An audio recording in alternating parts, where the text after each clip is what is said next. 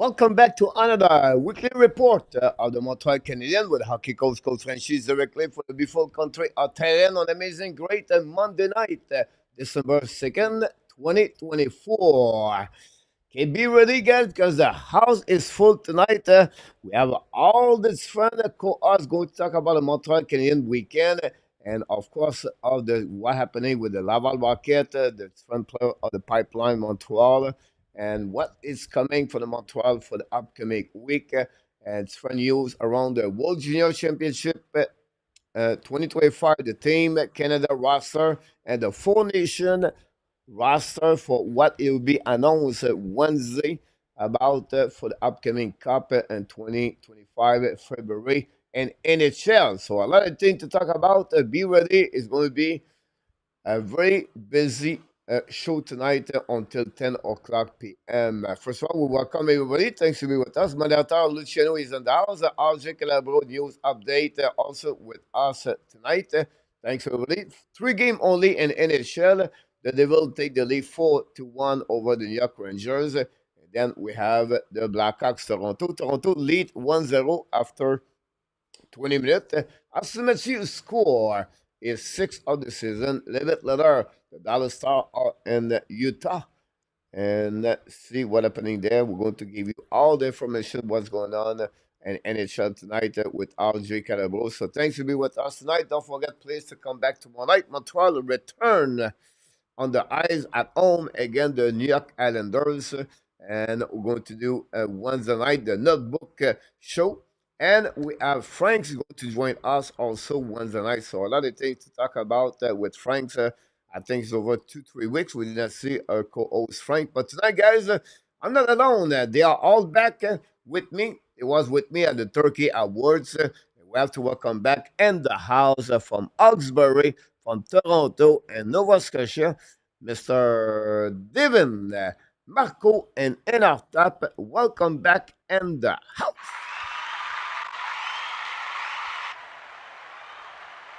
What's going on, gang? Cheers. Hello, everyone. Merci Welcome. beaucoup, Coach, for having You're me. welcome. Before we start, Coach, I just want to give a shout out to RJ. RJ is somebody that does not get enough praise every night. Shows up, gives us all the scores. So a little love for RJ tonight. Always in the chat, always giving us the latest information. So cheers, RJ. Thanks for everything you do, brother. We should give a solid Way to go, week, RJ. We should give a solid week every Monday when we do a show for the people. Have a good week with us. Well said, Marco, about them. We have a couple of people knocked it out. PLW, Alan Vaillancourt, Iran Vaillancourt, Claude Richard, AK back in the house, and us and me, our friend Sam is with us. Dan Ouellet also with us. What about Sherbrooke, Québec, dans la province du Québec, Sherbrooke, Phoenix, and the QM. And Jason Robinson to score for 3.5 for the Dallas Star. Good luck, mon PLW. And hopefully we want to get it about that. But before we talk about everything, we would like to do it around the table. And we start with Enartap. Enartap have a very busy week with me. He'll be back with me Wednesday night with Frank for the Notebook. But Enartap, a big weekend last week. And he looked like it's cold in Toronto.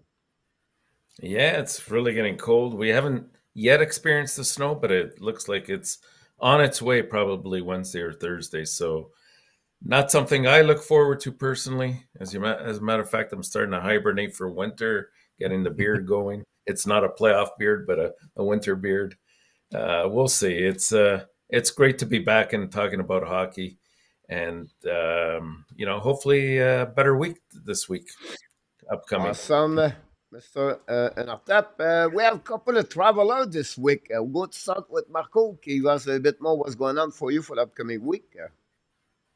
Yeah, well, by the way, Enartap, thanks for taking the Wednesday show for me. I'm going to miss meeting with Frank, but I love being on with Frank, but I have to travel for work. I'm going to be away for a couple of days, just end of year meeting with my team and all that in Montreal. So look forward to doing that. So a little bit of travel.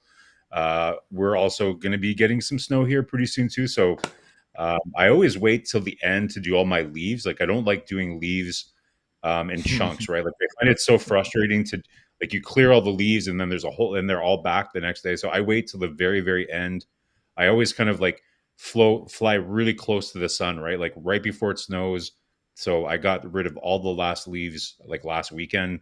So should be good to go, ready for the snow. So we'll see how it goes. Talking the snow, we need to talk about the beach because Mr. David is going where? I'm going to Florida, so yeah, I might be able to join you guys on Wednesday night. It's going to be a game time decision for me, unfortunately. But yeah, no, I'm leaving for Florida tomorrow, so I hope it gets really, really cold and snows here in Halifax all week. And then when I get back, it's over and done with. I had to put my cold plunge tub away finally today. I finally gave up on that. It's getting too cold, so yeah, no, it's going to be a fun little trip. We're going to Orlando, so there won't be any beaches, but there might be some Disney going on and some tiki bars and things like that. So yeah, I'm looking forward to it. It's going to be a good time. Thanks for having me as well. Safe travel, gentlemen. Thank you. Which city are you going? I'm going to be in Orlando. Orlando. Well, it's not too bad. It's a bit north. Yeah, it's not beachy. It's a little bit different kind of trip, but my wife is going for a conference, and I tag along. And I'm going to go to a lot of tiki bars, and we have a couple days at Disney planned, which will be a good time as well. Eat lots of food. Highway 4. See if I can put on the Highway 4 and Orlando. About that. So enjoy your time over there. That'll be great. And of course, after you'll be with me. So it'll be all right. Me and you together, we can handle the show until Marco is out for the notebook. It'll be fine. It'll be the first time I think Frank and after with Frank's, I believe. Yeah. That's be good. Looking forward to it. Yeah, he's so fun. Lots of fun with Frank. Yeah, he's really, really good also. So we have a great co-host with me. So thanks all the three of you with me tonight. And what we'll talk about today, the subject of the night, guys, is really about the ad need help, SOS. So we need to figure out what they need to do.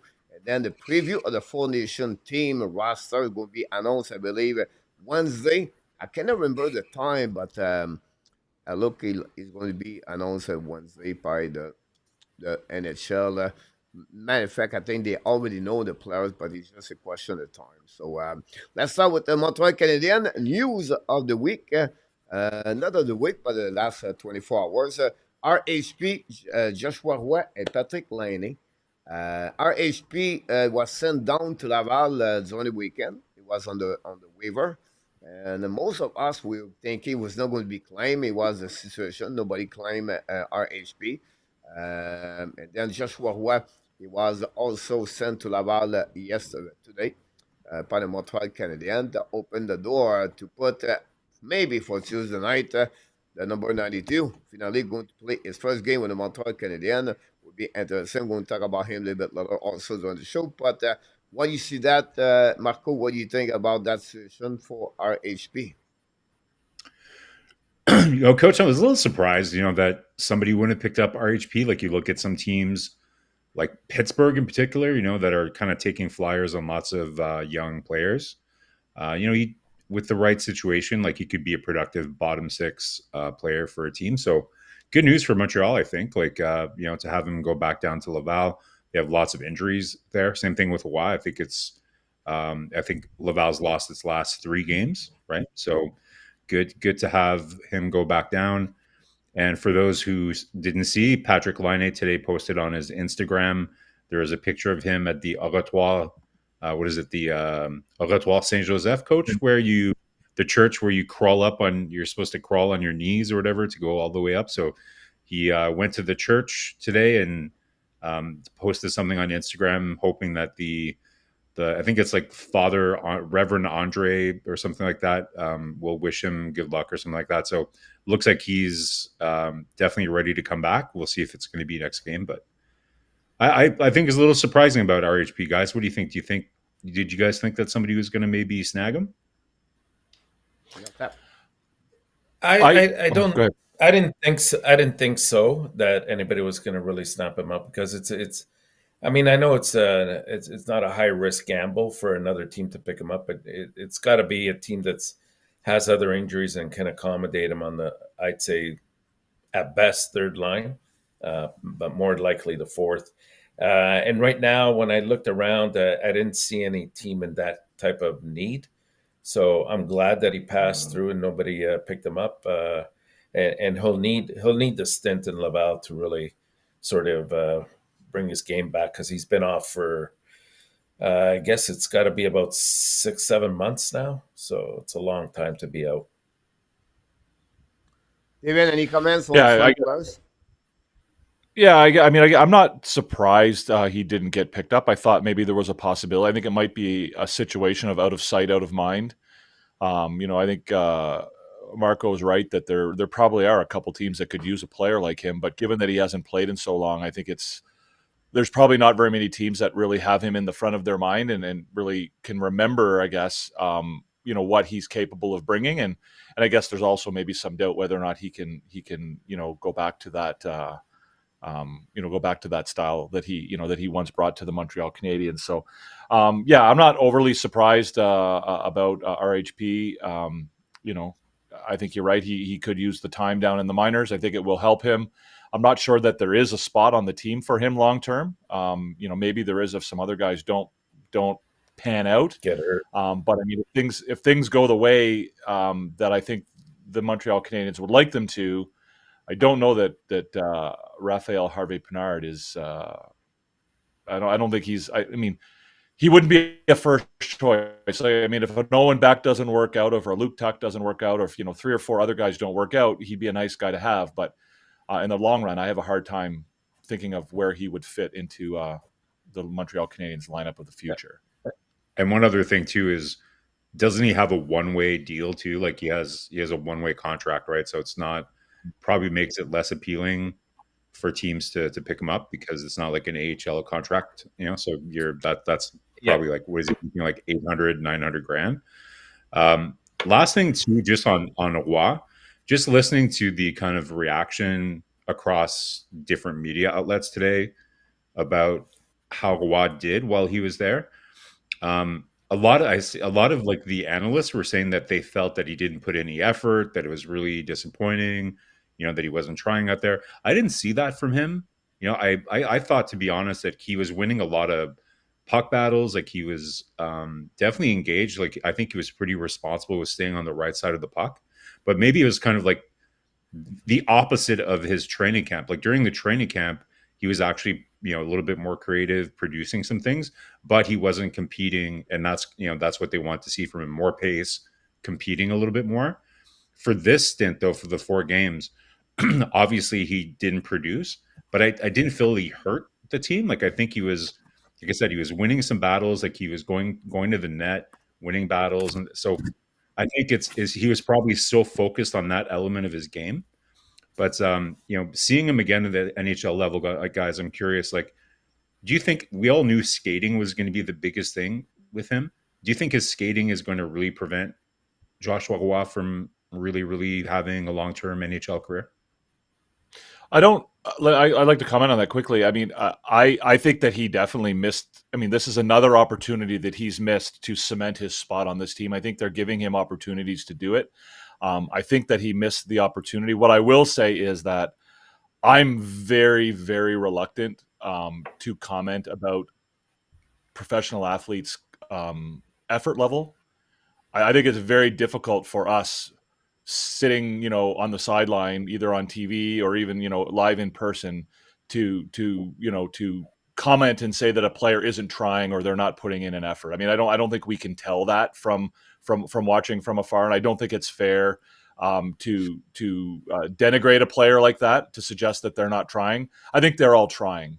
It may not look like it all the time, and sometimes it's because they're trying too hard. So I'm always very reluctant, and I people who've been on my shows in the past know that I've called people out for that suggestion, because I don't think it's fair to suggest that somebody's not trying. Joshua Roy is trying.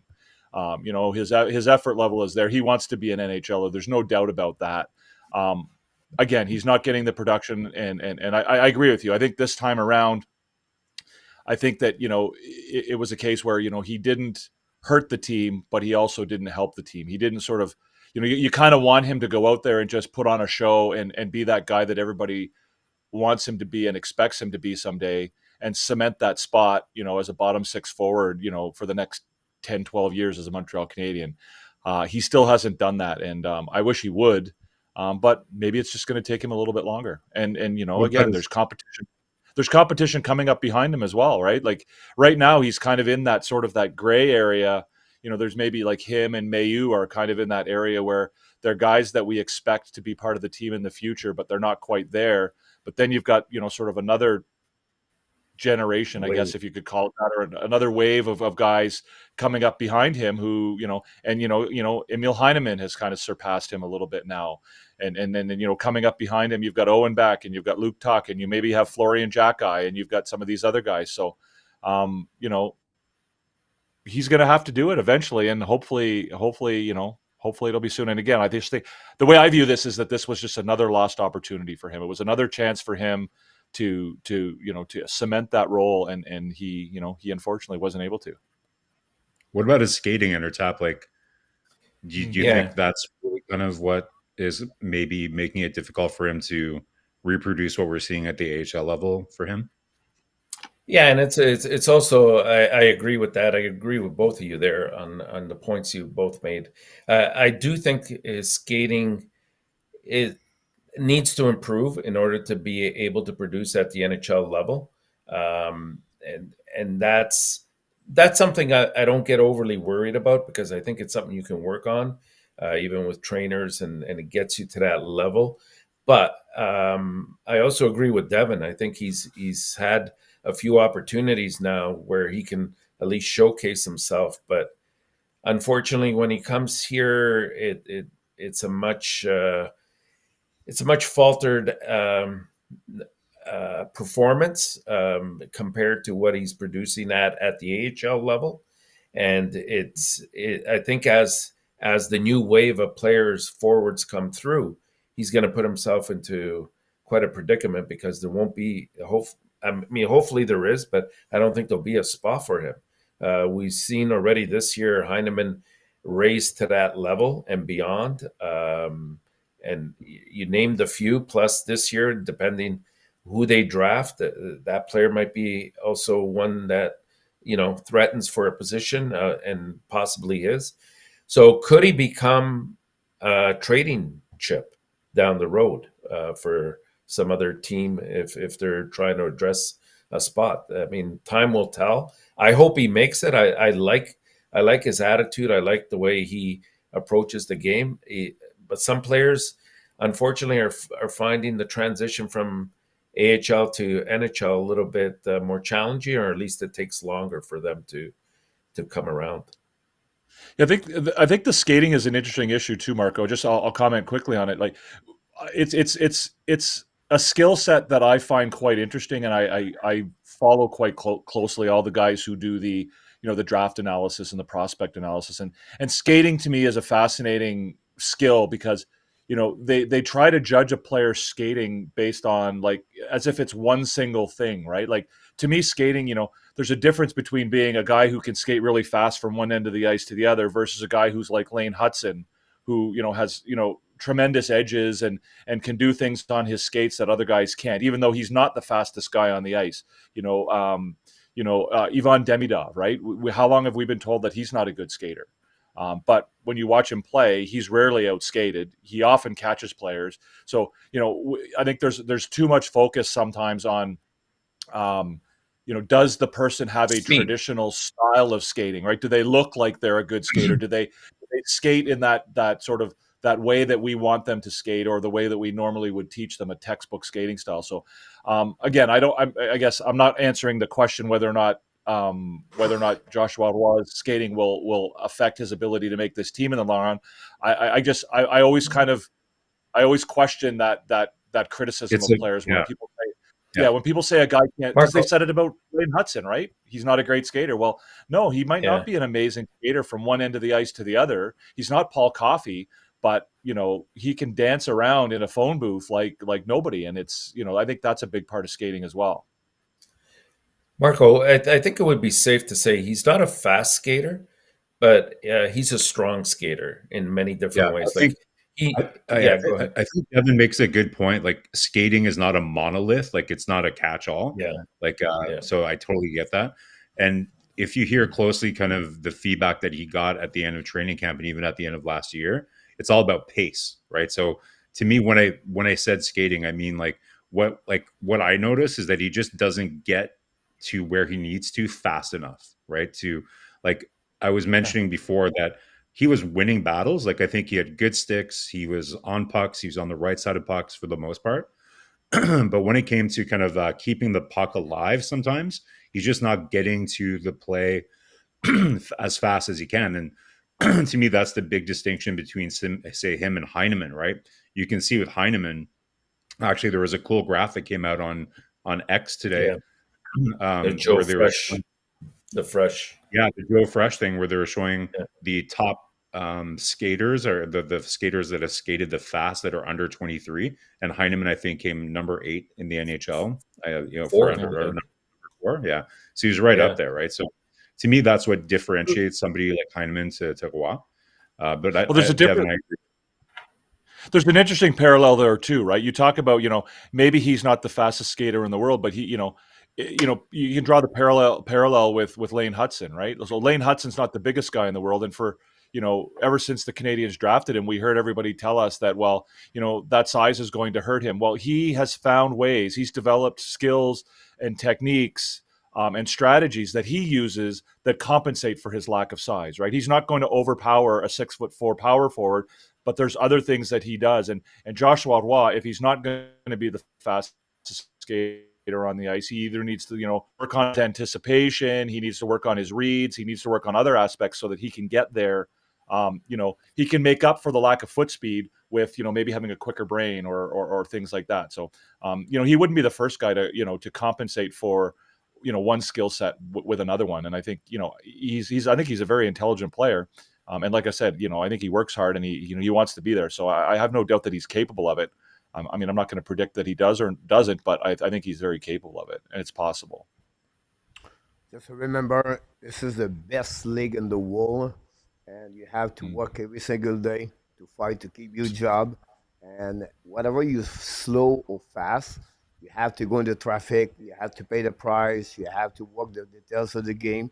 It's not only Joshua Roy, but if he want to play one day in the NHL, he need to prove more. He need to show up more and move his Yeah. feet more. So that's it. I would say this. On the flip side, I think Montreal should show him, like if you bring Joshua, well, get him at the right situation, like power play, show more to see what he really look like, and we'll see. I think there's nothing wrong to go Laval. We're going to be interesting how he's going to respond. Not easy to come back and forth, right? But if he's a great mindset and have a good year with that, can get another call up. We'll talk about the next player is going to be called up for the Montreal Canadiens in the next couple of minutes. But let's move on for the weekly report of the Montreal Canadiens. A week of 1-2 and 1-3 point goals, 12 goals for, 16 goals again, -4, -25 since the beginning of the season. They are 8, 16, 31st. And they're not, the last 9 games, they are 4-4 and 1 for the Montreal Canadiens. And the first 15 game was 4-9 and 2. You have some kind of improvement around the Montreal Canadiens. But again, the 1 minute, the 2 minute, right, where always a spend or 2-3 goal, destroy sometimes the work ethic or the efforts on the game. But that minute destroy exactly what happening again the Boston Bruins yesterday. But we're going to review a little bit the weekend. We already did Utah and the team at the beginning of the week. Who was Wednesday? Was Columbus. Utah. There we go. Utah. Columbus. Thank you. Columbus So after. let's start the weekend, and then we'll go to after that come back with the obscure and the other office and the Standout Plus. So let's go to St. Roy, Marco. Going to keep that line so to be easy. So Marco, what do you think about the performance of Montreal the week? Well, so I'll do the New York game, and then I'll let the guys do the Boston game, I guess. So I think the New York game, I think I think you've seen a lot of talk about it on social media. Like just I think Montreal played one of their best games of the year, to be honest. Ultimately, there was still obviously some errors there that cost a couple goals, and then obviously there's the whole situation with the refereeing that was talked about quite at length for that game. But overall, I think it was really, really strong effort, guys. And I think not a lot of people, want to see Newhook up on that top line right now. But especially in that New York game, I think that first line was really, really buzzing. I think Newhook had one of his best games of the season. I think he was just really complimenting them well. Like we're talking about why, being able to win puck battles, and Newhook. And what was different about this game for him is he wasn't just kind of using his speed to just kind of like rush the puck down the ice and then that's it. Like he was using it to win puck battles and to extend plays in the offensive zone, which really helped that line. So I think it was a really strong game by that first line, even though I know a lot of people want to see Slav up there, and so do I. But I think Newhook, I think has been in the short term here like a nice little injection of energy for that line. So I think that New York game was a really great game. Ultimately there was a couple calls. There's the Anderson call, which we talked about. Devin, I watched some of your post game, and I agreed with most kind of what you covered in your post game there. So, great game by them, and just really disappointing.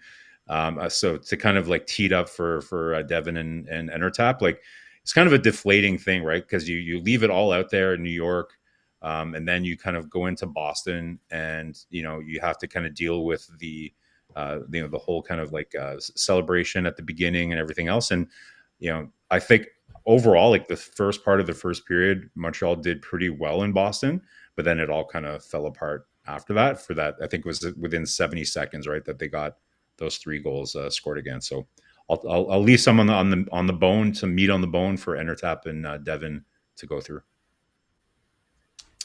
Well, I agree with the Ranger game. I thought that they played an extremely well game. I think if you take certain moments out of, let's say, the Boston game in particular, and a couple moments out of the Utah game as well, where they seemed a little bit disorganized at times. But I think in the last 4 games, they've shown consistency. They've been much better defensively. I think they're sort of getting accustomed to the whole defensive structure that they've been trying to play all year, and it's finally starting to click in a little bit better. I think that they're taking the sort of space away from players and not allowing them to sort of have free liberty both at center ice and in their defensive end as well. They're getting to pucks a little bit quicker and clearing them out of their own end a lot quicker than what we saw earlier on in the year. With any sort of luck, that game at the very least against the Rangers should have been overtime and at least 1 point taken out of that as a reward for the effort that they put in, but it doesn't always work out to be that way. The Boston game, I think the key thing there is, it was the last game of 4 games in, I believe it's 6 nights that they played, if I'm not mistaken. And it was a back-to-back with Primo that didn't do himself any favors in net, although I'm a bit hesitant to blame him.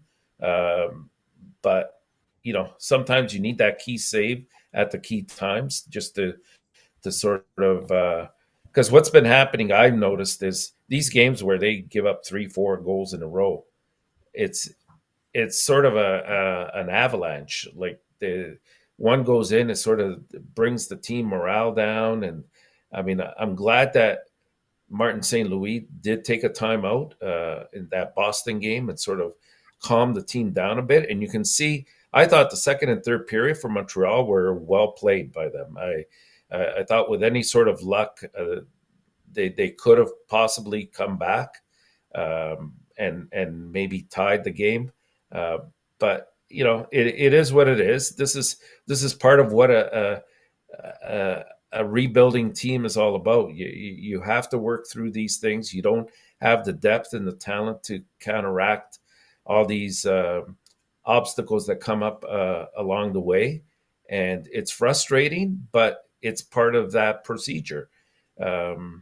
Unfortunately, like I said, losing that game to Boston 6-3, it sort of capped a good evening for Boston on their centennial anniversary there. By the way, They sort of, I don't know their if they were ceremony mentally ready. their Oh, it ceremony was kind paled. of lame, guys. It was kind of lame, Oh, guys. Like compared to how it, Montreal does it. and how Um, many ex players did not show up?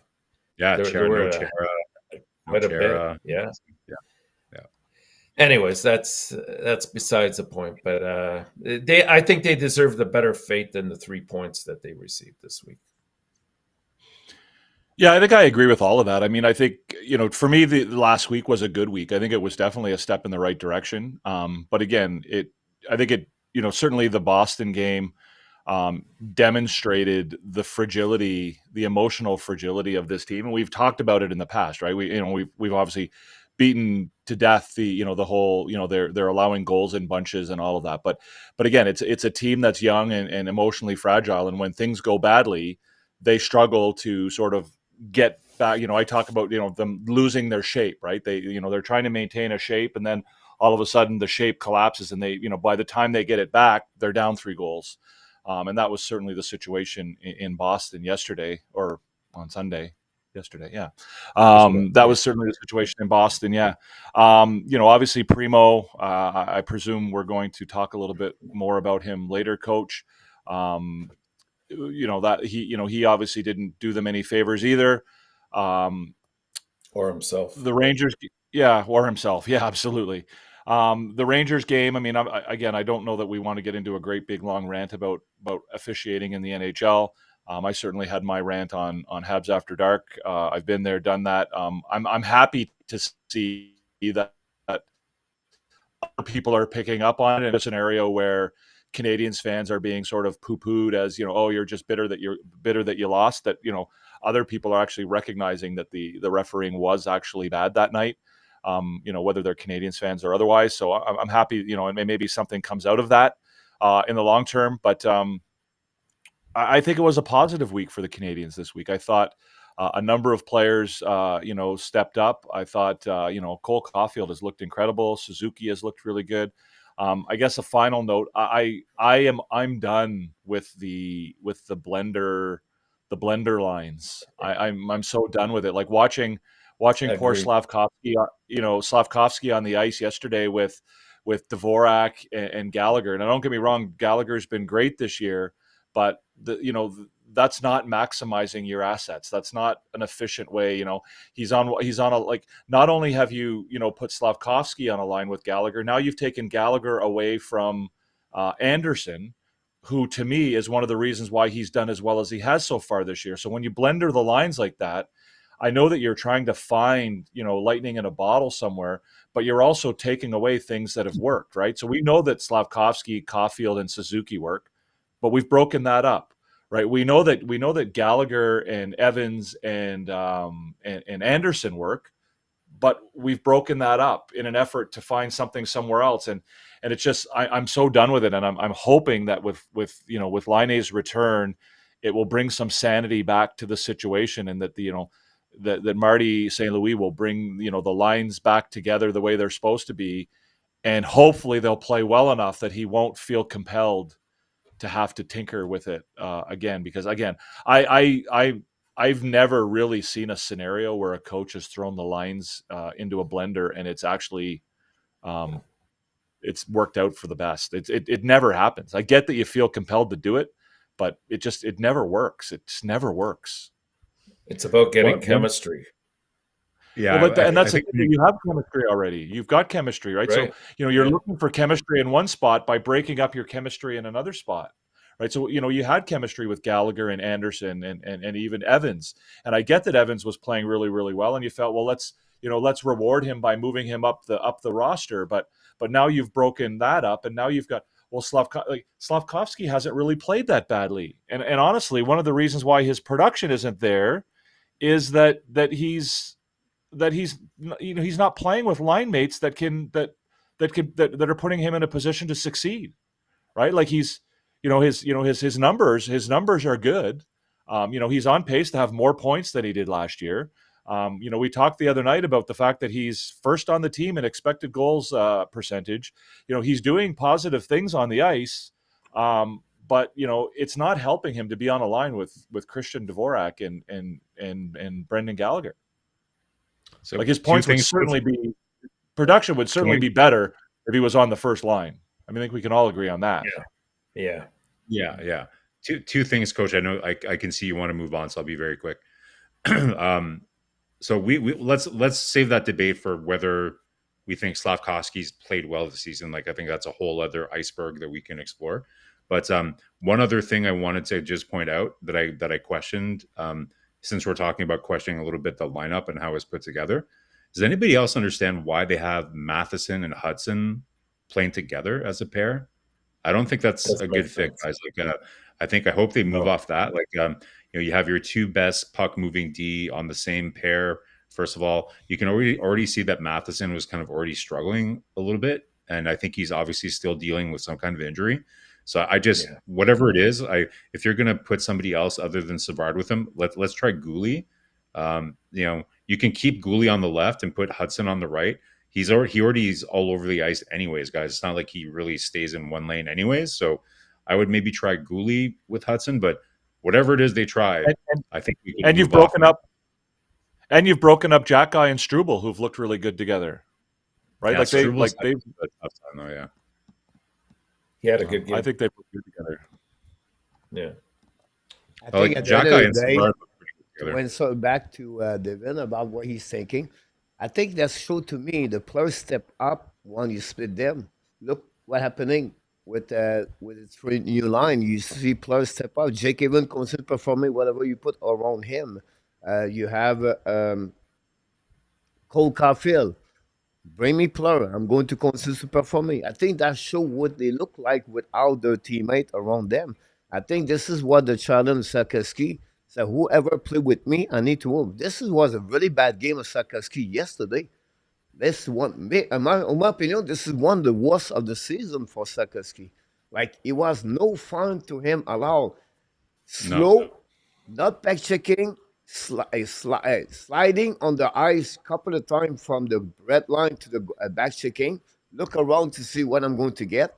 And he finished what? Another -3 yesterday, I believe he was. But this is not good for the weekend for Sarkowski. No. And I don't know. He talk a lot after the game or before the game. He's going to have to do this, but he has to show up more. It's not about the point for me. It's about how you perform on the ice without the puck or with the puck. And yesterday for me was really not a red flag, but a concern. I don't know if you agree with me about that. No, I do. I do, Coach. I think the biggest problem has been he hasn't been consistent. I would say that, and also even if you're having a bad game, I haven't checked, but I don't think he threw one body check out there yesterday against Boston. That somebody his size, I think he should be at least engaged physically, and get involved, because sometimes that'll create a turnover or get a line going. But he was hard to notice out there yesterday, in my eyes, anyways. If we're double clicking on Slavkovsky, I just want to, because I know Devin's mentioned this a couple times, right? So, I'm not even looking at the points, right? Because a lot of them are secondary assists. There's some power play points and everything else. To me, the whole concept of this player, didn't play as well because of who he's playing with. So to me, what I would look for in that kind of situation is the player's still playing well, but the teammate is not able to complete the plays that he's making, right? Let's say we saw Slavkovsky win a battle on the boards and then generate a nice chance, but then Dvorak screwed it up, or he's not in the right position, or Gallagher is not able to follow Slavkovsky's thinking.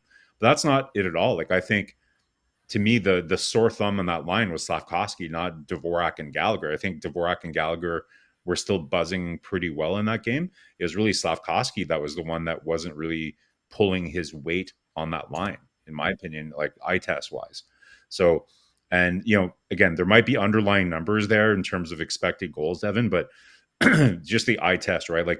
The amount of shot attempts, are really, really low. The amount of just the touches that he gets, like just look at his touches, Devin. Like, he gets the puck and he's not able to even really to have like a zone entry that's really clean. He's not really handling the puck well, creating like using space well. Those are the things that I'm looking for from Slavkovsky. Even before we can start about him being a dangerous offensive player, I'm just looking for basic things from him. Like, can he use time and space well and like create space and handle the puck well and make smart reads offensively? Like, I'm not seeing any of that. Yeah. After he scored his goal, there was like a 10-minute span after he scored his goal where I saw his like body language kind of and his play kind of like boosted a little bit, but that didn't really come back this weekend after he scored his goal against Utah. I No, I'm not. No, like let me draw a distinction between him, him living up to expectations and him struggling. Right? You said he doesn't look dangerous offensively. Well, he is dangerous offensively. He's on pace for 60 points. Right? He's on pace to do better than he did last year. So that's not being again, dangerous offensively. I don't think you can say that though. I don't think you can say he's dangerous offensively just because he has secondary assists. He's producing. He's producing. Okay, but he's not dangerous offensively. He's producing points. And I'm not suggesting that he's living up. Obviously we all had higher expectations for him. And I certainly think he's capable of more, and I know he's capable of more.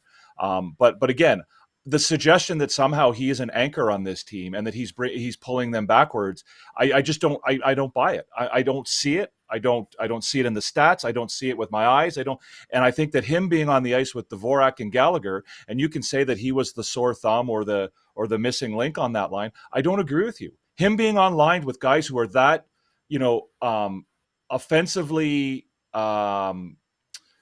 They're not on the same level as him offensively. It's not helping him. It's not helping him be productive. It's not helping him develop, and it's not where helping were him the become chances the player where were that the he. chances that I don't. Where were the chances that they missed? So did Slavkovsky create anything for Dvorak and Gallagher that they screwed up? Like did they like not, because I would imagine from what you're explaining that if he's that more ahead of them in terms of what he's generating at this point, then can you recall a time where he created something for Dvorak or Gallagher?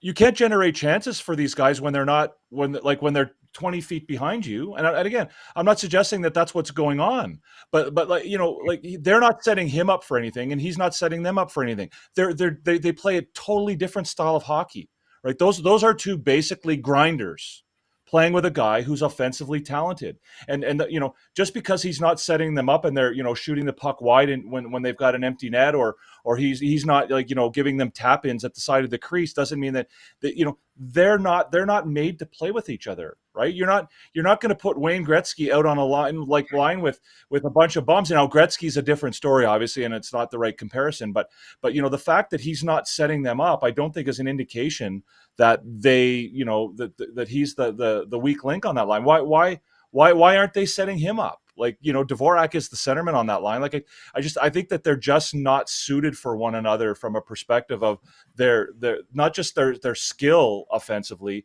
but their styles offensively. Like Brendan Gallagher is very much an up and down kind of guy, like a north and south kind of guy. Slavkovsky isn't that kind of guy. They don't mesh together. And to me, putting him on that line is not going, if you're looking to find the guy that you think Slavkovsky is capable of being of, you're not going to find it by putting him on a line with Dvorak and Gallagher. Yeah.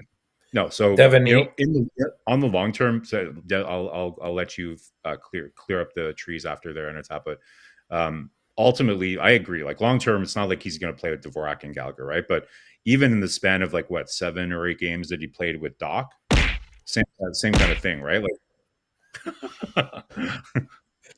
Same kind of thing, right? So again, I'm not saying that my expectations is not, that he's going to be like an all-star at this point, right? I'm just looking for basic hockey plays from him that we were seeing at the end of last year that I'm just not seeing. Like I said, using time and space properly, good puck handles where he's making smart plays offensively. Like right now, it's like when the puck hits his stick, it's like a grenade. To me, we're seeing the same Slav that we did at the beginning of last year.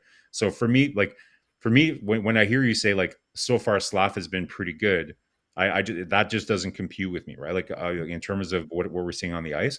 Again, like, am I like giving up on him? No, I still think he's going to be a great player, and I'm not worried, right? But I think we have to be honest that he's not playing well right now, and they'll continue. Let me ask you one question, and then we can move on from it.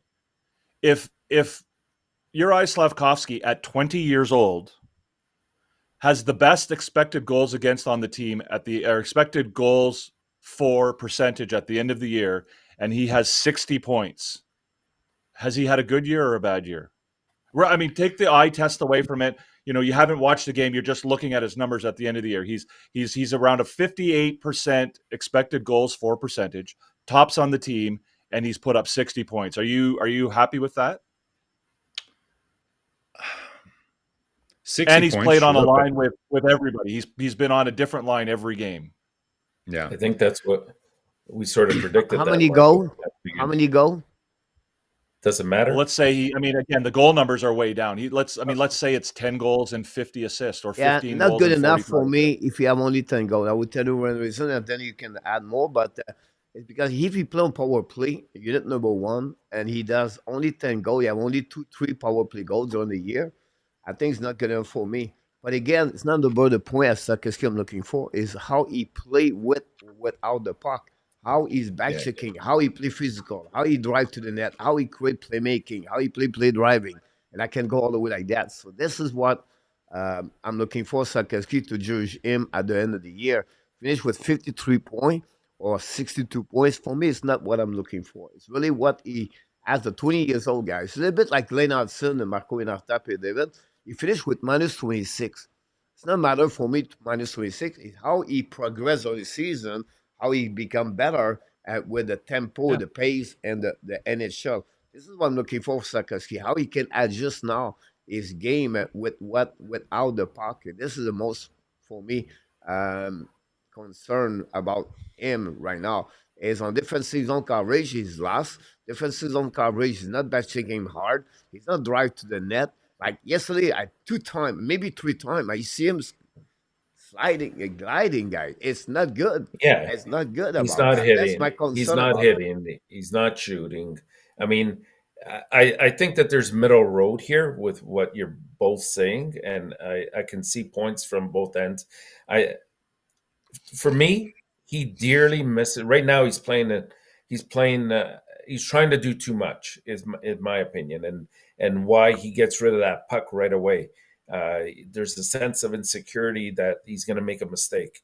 I think the best thing for him is to be with Suzuki. I think Suzuki can really bring him along. And when did we see the improvement last year? When Suzuki asked, put him on the first line with myself and Caufield, and we saw it was a gradual but increasing transition in his game that then gave him the confidence to now start using his body, winning battles in the corners, and his point production went along with it because he was, on the first line on the PP1.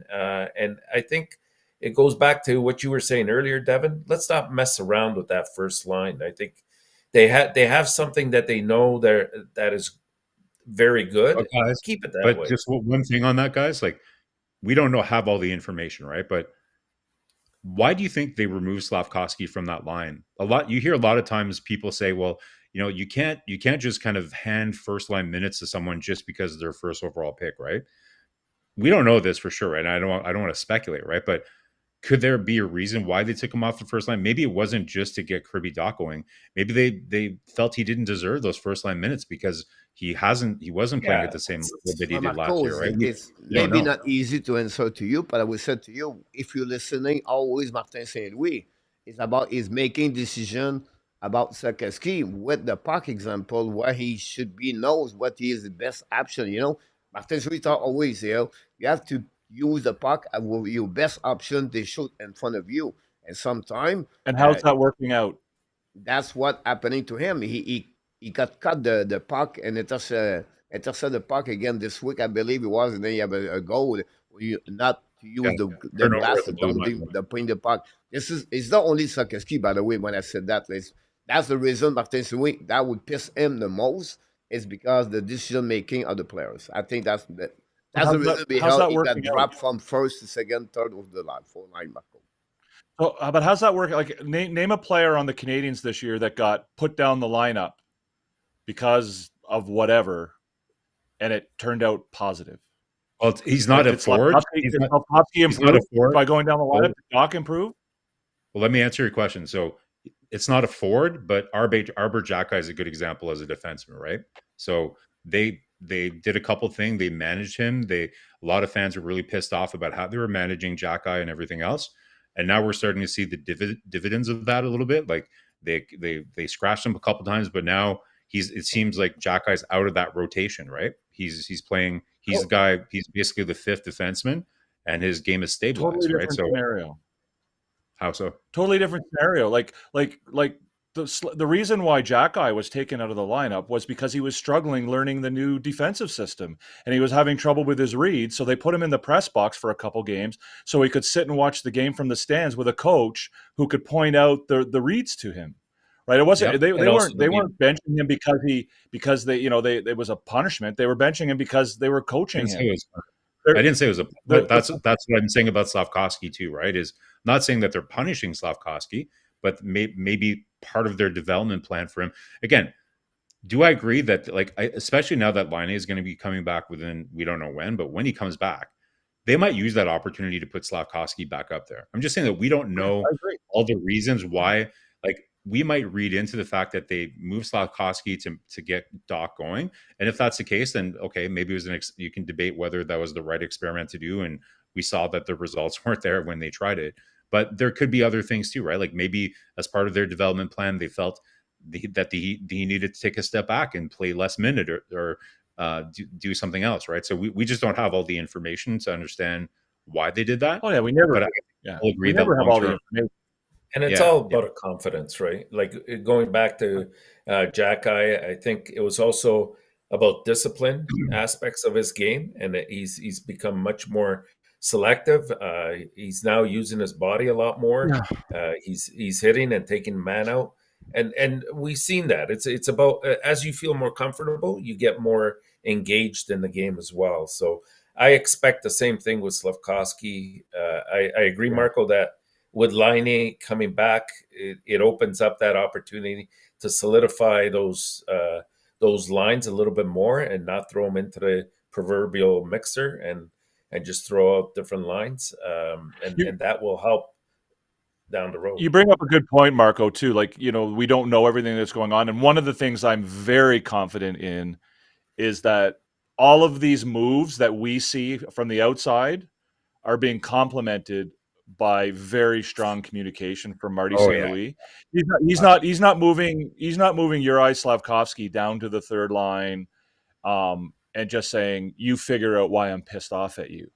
He's not John Tortorella, right? He's not sitting him on the end of the bench and not telling him why he's doing it. Like I said with Xhekaj, when Xhekaj comes out of the lineup, we're not just taking you out of the lineup and you can sit in the stands and stew on it and figure out what you need to do. Like I'm very confident that behind the scenes there is a ton of communication that goes on between the players and all of the coaching staff. Agreed. Sure.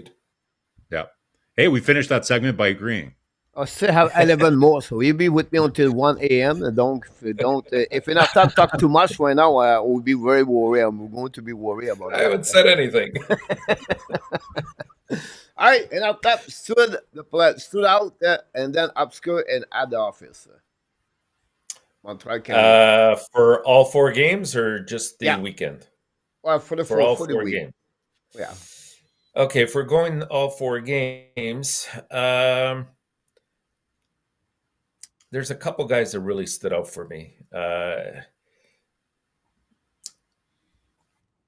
I'm thinking both Heineman and Suzuki. I like Suzuki. First of all, Suzuki, I believe, won the Molson for the month of November. Yeah, and he put up, I think he had like 4 goals and 5 assists in that time. Is that correct? 5? 5 goals. 5. So 5 goals. Okay, even better. I think a lot of times every single night he's always up against the toughest lines, and always. Lately, you're starting to see the players are starting to take liberties at him. We saw it in the Boston game, starting from the goalie out. Players, just taking chip shots at him, but he remains to be calm and persistent. And just when you think he's not having a good game, all of a sudden he turns it around and really gets the team going. When he's engaged, he's a very good centerman. I like his play, so I'll go with Slavkovsky, Suzuki for stood out. Obscure. I knew it. Obscure. You know what? Let me go with Jack Eye. Again, I don't think it's obscure because I've always thought very, very highly of where he can this potential that he can reach. But I just think in his last 4 games, he's been very consistent. He's been much more confident. He doesn't play around with the puck when he gets it in his own zone. He makes sure that he makes a good clearing pass. He's using his body, and whenever the opportunity's there, he gets involved in the offense. Like yesterday, I thought that was a great rush that he made. It looked like he possibly could have had that goal. It went off of Caufield, and he was credited with it. But just the kind of thing that you need from a defenseman, that kind of physicality and ability to sort of move the play. And at the office, I got to go with Primo. At this stage, there's a lot of question marks in terms of where he's going to be in the future, if at all, with Montreal. Last year maybe it was, I don't know, was it a mistake to hang on to him for as a 3 goalie system? Maybe they should have taken the chance and sent him down. And if he got picked up, he got picked up. But they didn't want to lose him for nothing.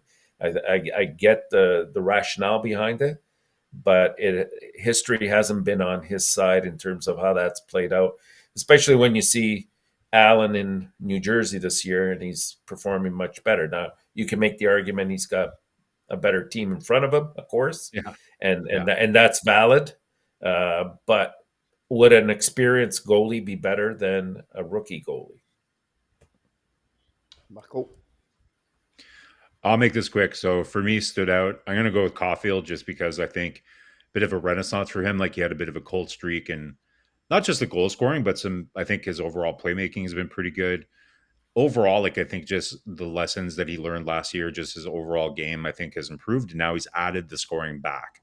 So I'm really excited to see Caufield kind of, he's third right now in the NHL in goal scoring, guys. So hard to poo-poo on that. Really liking what I'm seeing there. The easy obscure is obviously Josh Anderson, I think, but I'm going to leave that one for Devin goes last, so I'm going to leave that one for him.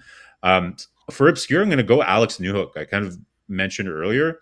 Not a lot of people, and again, guys, don't misinterpret this. I'm thinking Alex Newhook is going to be playing on the top line forever here. I know that's not going to be a spot, right? But just obscure-wise, I think like I said, he had a really solid weekend in particular playing with that line. I think that line was the best that it's looked in weeks with him there, like his speed. And we know he's fast, right? But like I said, he added a little bit more kind of like a puck battle wins to his game. I'd like to see a little bit more creativity and creative puck touches with him. But overall, I'd say he was an obscure guy. Didn't get a lot of points, but really helped that line generate a lot. And at the office, I'll take the freebie on this one, Devin. I'll go Mike Matheson, even though I know he might be injured right now. Obviously he himself, I think in the press conference after the game mentioned it was probably one of the worst games of his career. Again, I question why they have Hudson and Matheson playing together. I question why St. Louis bench management wise wouldn't read that maybe it's time to kind of pull the reins back a little bit on the minutes for him since he's struggling. But to me, have Mr. Matheson in the office and just talk to him and see where you at. Like, how are you feeling? Like, is there something going on? Is there something I can put you in a better position to succeed? Because they really need him right now. And on most nights he's playing a lot of minutes. So they need to really kind of figure out the sweet spot for Matheson. David? All right. I mean, this is a hard thing to go third on, to be honest with you. Yeah. Yeah. I think you guys have kind of picked everything clean a little bit. Um, so I guess I'll go Caufield for stood out. I think Suzuki is an equally good choice. I see some people in the comments mentioning Gooley. I think Gooley's been quietly good as well. If we're talking obscure, again, I know Entertap, you picked Heineman as obscure. Sorry, you picked Heineman as stood out.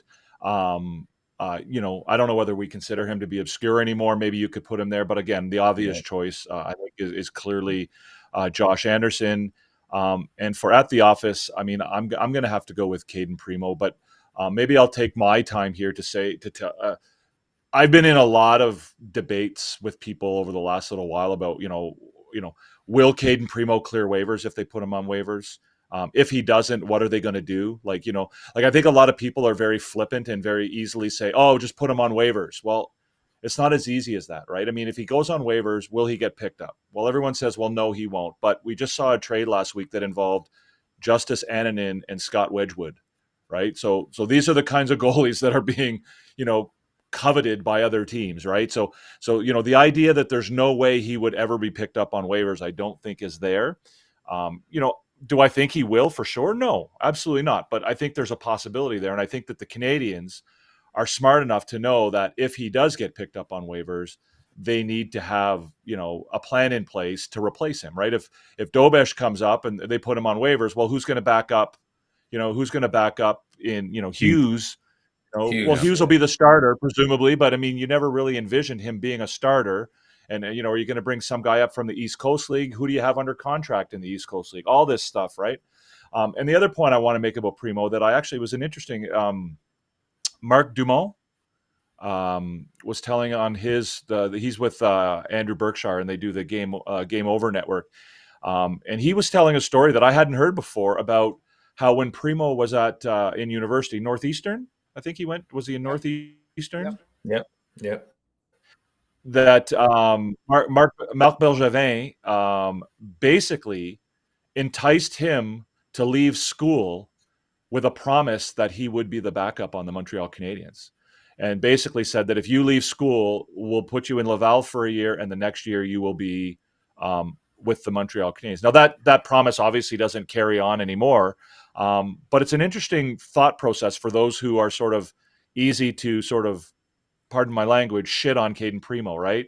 Here's a kid who was in college and probably had some thought of staying a little bit longer, which probably would have helped his development, and kind of got rushed to the NHL a little bit by the previous administration, and it hasn't really helped him. So all that to say, I do think his time is kind of up as far as Montreal is concerned. I do think that they need to move on from him, whether it's finding a way for him to go down to Laval or whatever. But again, I just don't think it's as easy and as clear cut as all that is. Just people, fans are very easy to say, "Oh, get rid of this guy." Well, that's not the way it works. The Canadiens are going to have a plan in place before they put Caden Primo on waivers. And I also know that they're very conscious of not just treating Laval like a dumping ground either, right? They want to give Laval an opportunity to be successful this year, not just because they want them to be successful, but because they've got players down there who will benefit from a team that is successful, going forward into their future. I think Primo and Laval makes Laval a better team. I don't think anybody would pick him up on waivers, but I'm with you 100%. Just because he passes waivers doesn't mean that you have a backup plan in place, right? So they need a backup plan. I don't think it's a good idea to call up Dobesh or Hughes. So you need to go find somebody else out there to come up. And, like Wedgwood, I think would have been an excellent pickup for Montreal, to be honest. Like, I think he'd be a perfect backup for Montembeault. But listen, like, there's not tons of those guys. Like, there's a couple goalies or teams that have like 3-4 goalies deep. Like Detroit is one of them. Like they have a couple guys. So you need a backup plan. Like, I agree, man. You can't just kind of like be impulsive and just wave the kid. Reactive, If Dobesh comes up and he's no better than Primo, well, guess what? Now you've ruined two goalies. Yeah, and right? Primo, you're right. His development, like, he's had such a bad run, like Primo. Like, there's COVID, there's I think the Bergevin management team really didn't do him any favors in terms of how they managed him. When Price was injured, they should have had somebody in Laval that they could call up to back up Allen. Remember that year Allen had to be number one when Price was injured? And they had Primo sitting as the backup in Montreal. Like, what were they doing there? They didn't even have another guy with a professional contract, so they couldn't call anybody up but Primo.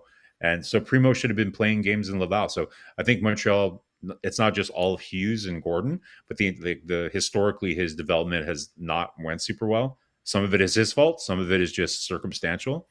But guys, he has the second. I think he's not even the second worst. Like I think he's statistically the worst goaltender in the NHL that's played at least 5 games. Right. So it's not great. Yeah, Coach? yeah. We'll move on. We have too many things to talk about. We're going to go that way with there. And very interesting. Well, just remember, Connor Hughes don't have contract with the Montreal Canadiens. No. All right. Ab performance. 14 game with 4 goal A plus in the beginning of the season. The trend between 2023-24. 45 game for 1 goal differential. Season 24-25. 7 games so far. Question is about what you feel is the trend between this year and the reason are why they don't have the same kind of closing game between for the Montreal game this season compared to last season. So we're going to reset again and from Marco all the way to the div end. Okay, I'll just say one thing, and then I'll let the other guys kind of. So, one of the biggest things, Coach, and I think we've talked about it on here before, is the goals saved above expected from the goaltenders, right? So, one thing that masked things a little bit last year was Montembeault and Primo and Allen. At sometimes Allen started to struggle towards the end, but Montembeault, I believe, correct me if I'm wrong, was top 5 in the NHL for goals saved above last year. That masks a lot of problems, right? So maybe Montreal was kind of in more games than they should have been just because of Montembeault was actually playing a lot better than a lot of people give him credit for. And there are certain games where Primo did as well. So I think that's one big factor for why maybe they're in less games. The thing that's baffling to me, and I'll let the other guys kind of talk about the other reasons, but the thing that's baffling to me is the specialty teams are way better. Like we're top percentile in the league. We're in the positive side of the league, yet we're in less games. It just shows you how bad they've been 5-on-5, that their specialty teams are that good. And yet we're getting blown out on all these nights. So that's one big one. Entertap, leave it to you. Yeah, 2 very good points. I think also it's the mental aspect of the game. I think that the games where they've lost by three or more goals, it's because they've had that 4 or 5, even 8-minute spurt of time where the wheels just come right off the proverbial tracks and they just lose track of what they're supposed to be doing. And I think that that's something that they have to deal with.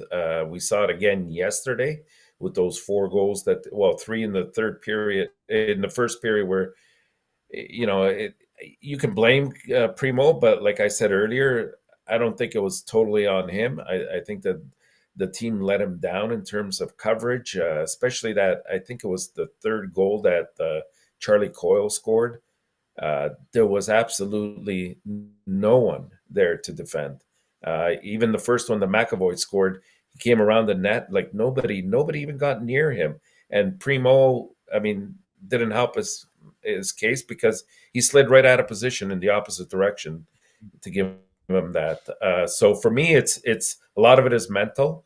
I think at the beginning of the year, we talked about the camp and how unproductive it was in terms of preparation That's a for big the one. season, and also the lineups that were put in place in some of those games. It seemed like it was more to just send a message out to some of the like Toronto and Ottawa at the time, rather than working on the fact that let's get the chemistry going between the players that played well last year and just sort of progress that into the season.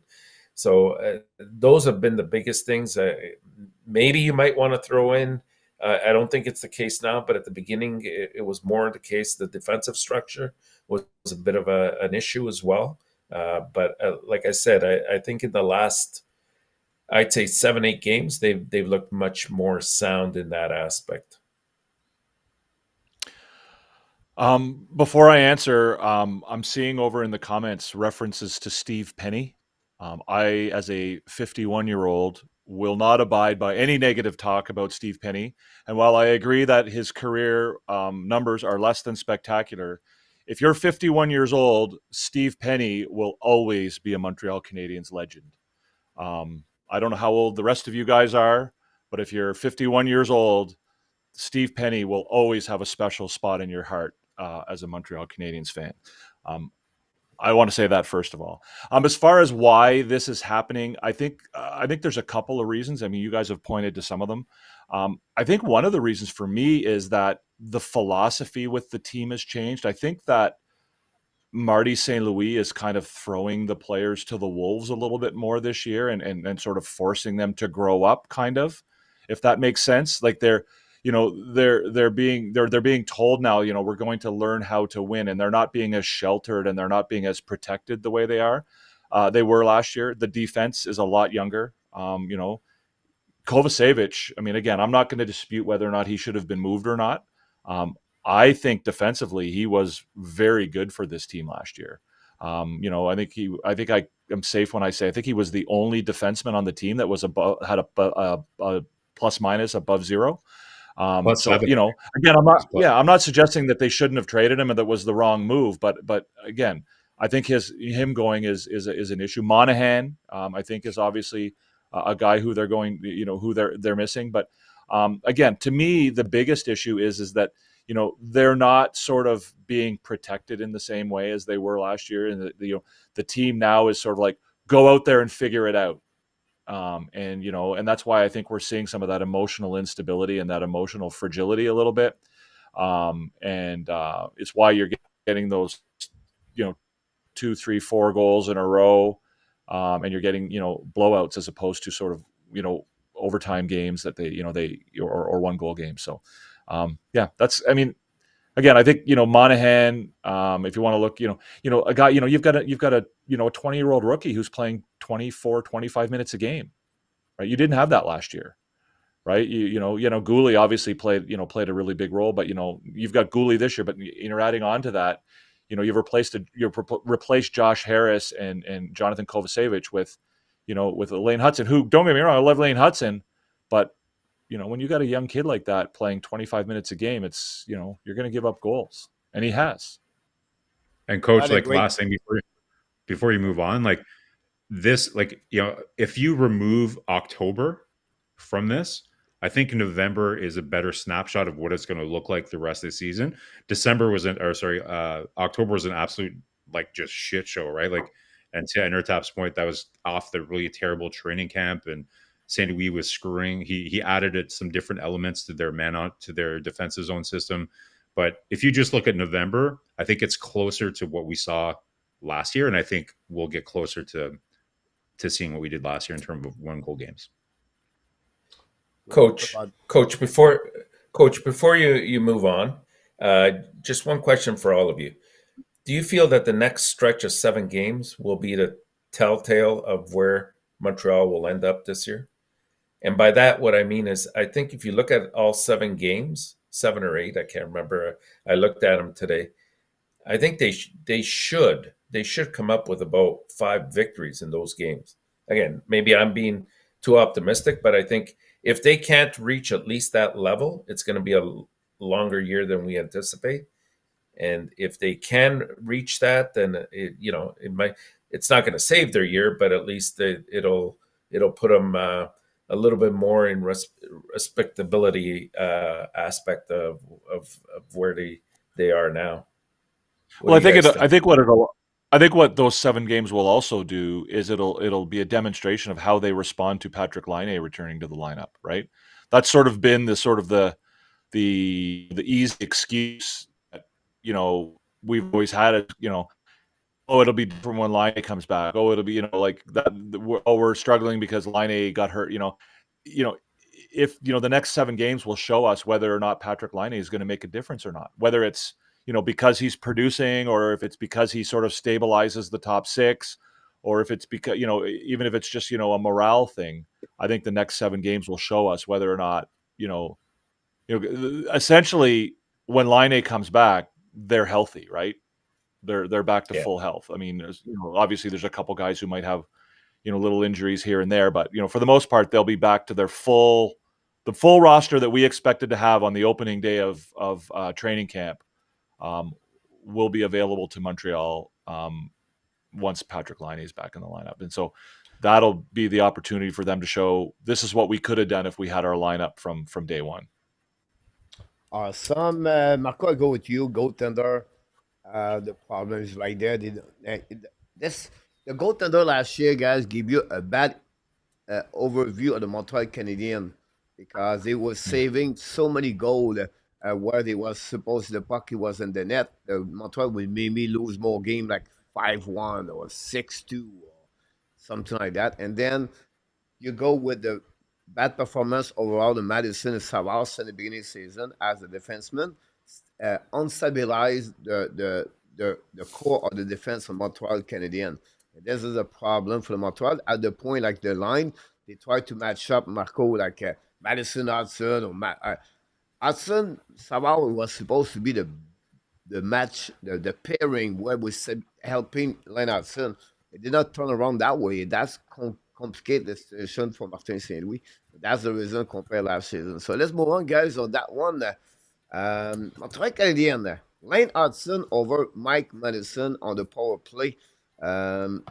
It was an experience of not many games, only one one game. Then the next game, Mike Madison was back on Lane Hudson. But I want to bring you that to all of you. Power play with Mike Madison and Len Hudson. The TOI 20 minutes for Hudson, 65 for Madison. The CF for 60 minutes, right, is 98 over Hudson and only 83 with Madison. The SF by 60 minutes is 35.9 against the same team. And then the chance to score rate with Hudson, 26.7 versus 14.7. And the chance now, like he said, the X goal for expectation goal is 9 versus 6. Goal for is 8.99 versus 7.86. And the shot is percentage on the net is 25 versus 2051. This number does not lie, and I don't understand why we don't give that opportunity to Lane Hudson. Well, to be fair, but just before I'll let you guys analyze, but if I'm not mistaken, so Hudson he was on the first unit when Matheson was out. Yeah. But then they kept him on the first unit, even I think for the Rangers game when Matheson was in. Yes. And so it's not like they gave Hudson a game on PP1 even when Matheson was there. If I'm not mistaken, guys, like I aren't the Habs the Habs haven't scored a power play goal I think in 4 games, right? So 2 or 3 of those games Hudson was there. And I'm not disputing the underlying numbers or that he should be there, but I'm just to be fair, they didn't put Matheson back right away. They did give him an extra goal against Columbus on power play. Well, that was on a breakaway by Caufield, though, right? So it's not really a true. You're set up in the zone. It was a breakaway, so yes, but it's not. I don't know if I would say that's because the first unit was clicking as a power play unit. But here's an explanation to what you're saying, Marco. So those numbers are great, and you can't be argued with. I agree with you, but I would like to see what the numbers of PP2 are when those numbers are reversed. And I think one of the reasons why the Canadiens' power play did as well as it did early in the season was because they had 2 decent power plays, and the other team couldn't put out their best guys and shut down one power play. Right. So you're when you spread your wealth on your power play a little bit, what you're doing is you're forcing the other team to spread their wealth on the penalty kill. And so I agree. I mean, again, the power play one has no possible way but to be better with Lane Hudson on it than with Matheson. But now all of a sudden you've got a really great power play one, but you've got a power play two that the other team really doesn't have to worry that much about, right? And I think the reason why they were getting more goals earlier in the year was because both of their power play units were dangerous. And when you take Hudson off of power play two and put Matheson on power play two, that power play two, even though power play one now becomes a lot more dangerous, power play two becomes a lot less dangerous as well. And I think that's a big issue too. Another element to add to that too is when Line gets back, then you're going to have even more balanced two units, right? So it becomes even less of an issue which one Hudson is on, because based on what you saw in the preseason, I'm pretty sure they want Hudson with Line. They're trying to establish that chemistry with them in the preseason. So wherever Line and Hudson, I guarantee whatever unit is, Hudson and Line are going to be on the same unit together for sure. For sure. They will use them 5 versus 5. You're going to see Hudson often with him. It's a match made in heaven. I think that was the key thing. With Line A back in the lineup, it gives them that much more depth on the two power play units. And I mean, let's face it, when Hudson's on the ice, he just creates those opportunities.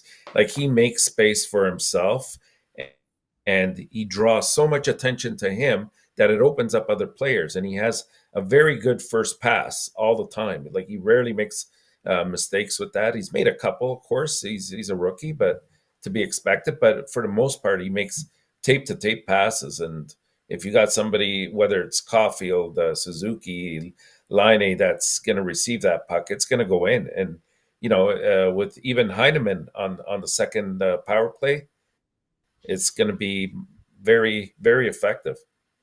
Heineman can shoot it, guys. Holy, that goal he scored. Absolutely. Yeah. Whoa. Damn. That was a video game goal. Yeah. Here we go. Cole Caufield for 40, 50. The Rocket Richard for Cole Caufield. Very interesting stats. On the road, 11 goals this year for Caufield on 16 goals. 31% shooting percentage for on the road for Cole Caufield. He's a number one in NHL, by the way.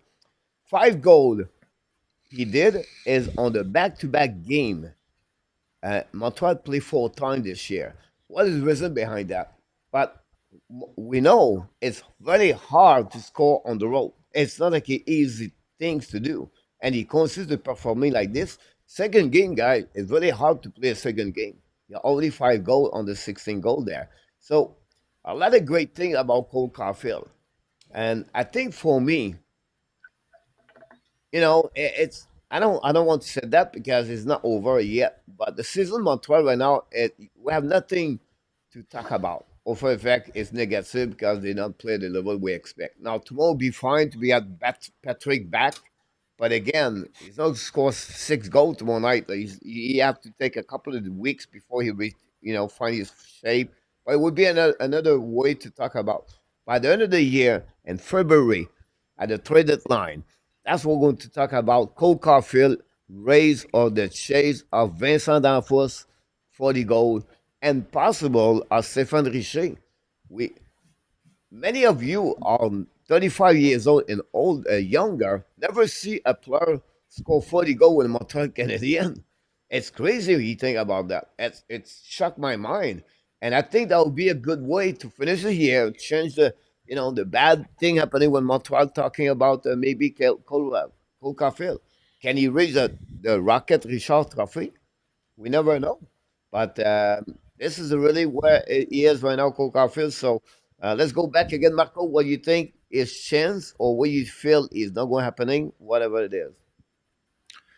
Yeah, well, hey, Pacioretty came close, Coach. I think it was at 38, so it was close, but not quite there, right? So yeah, I agree. It would be great. The two storylines that maybe we're hoping to see this year would be Caufield competing for the Rocket and maybe Hudson competing for the Calder Trophy, right? Hudson for Calder is losing some steam, just because Michkov and I think might be, kind of, I don't know. It'll be tricky for Hudson to win it, to be honest. yeah, we'll see. But overall, Caufield scoring 50. I don't know about that. The one thing that would encourage me about it, though, Coach, is that he's scoring in a lot of different ways, which is very, very good. Like the goal that he scored last night when he was just right in the crease and was there for the rebound. You're not going to score 50 goals from the left circle one timing it. It's just not going to happen. You need to, like, 50 goal scorers need to find other ways to score goals. And you're starting to see that a little bit more from Caufield. um, Earlier in the season, we saw there were some stats about how he hadn't scored a goal in the middle of the ice. They're all from that left circle. So you're starting to see a little bit more variety in how he's scoring. So I think he has a decent shot to get 40. Honestly, I wouldn't be surprised at all if he gets 40. I will be over the moon happy if he can get close to 50. I think you're 100% right. It'll be so fun to chase that down. Let's hope so, Coach. But it's going to be tough, right? With the kind of offense that Montreal generates, it's going to be tricky. But I think he's good for 40 at least. It's about confidence. It's about health, right? It took a while to come back from a shoulder injury last year. And this year we're seeing he's not just waiting for a power play to score. He's creating opportunities for himself. That goal where he came off the circle and right into the middle of the ice to take that shot and scored, amazing. Like he creates those opportunities, and he wasn't before, and his shots right back at the level it was. I would say a couple years ago now. He's a threat from anywhere on the ice, and I think that's the key thing. Now, having said that, at the beginning of the year, I think I projected him for 38 goals, which I thought if he hits that, that's great. At this point, all things going well and continuing with good health, I mean, I think he should hit that. I think he should hit the 40.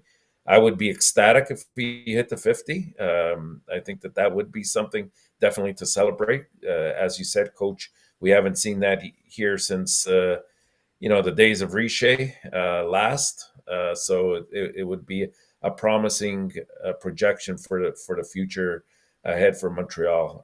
In terms of the Rocket, I don't think he'll get to that level because there's at least two or three other players. Reinhardt is having yet again another great year, but he's not the only one. There's a few others. Draisaitl's up there as well, and they haven't even gotten going yet at Edmonton.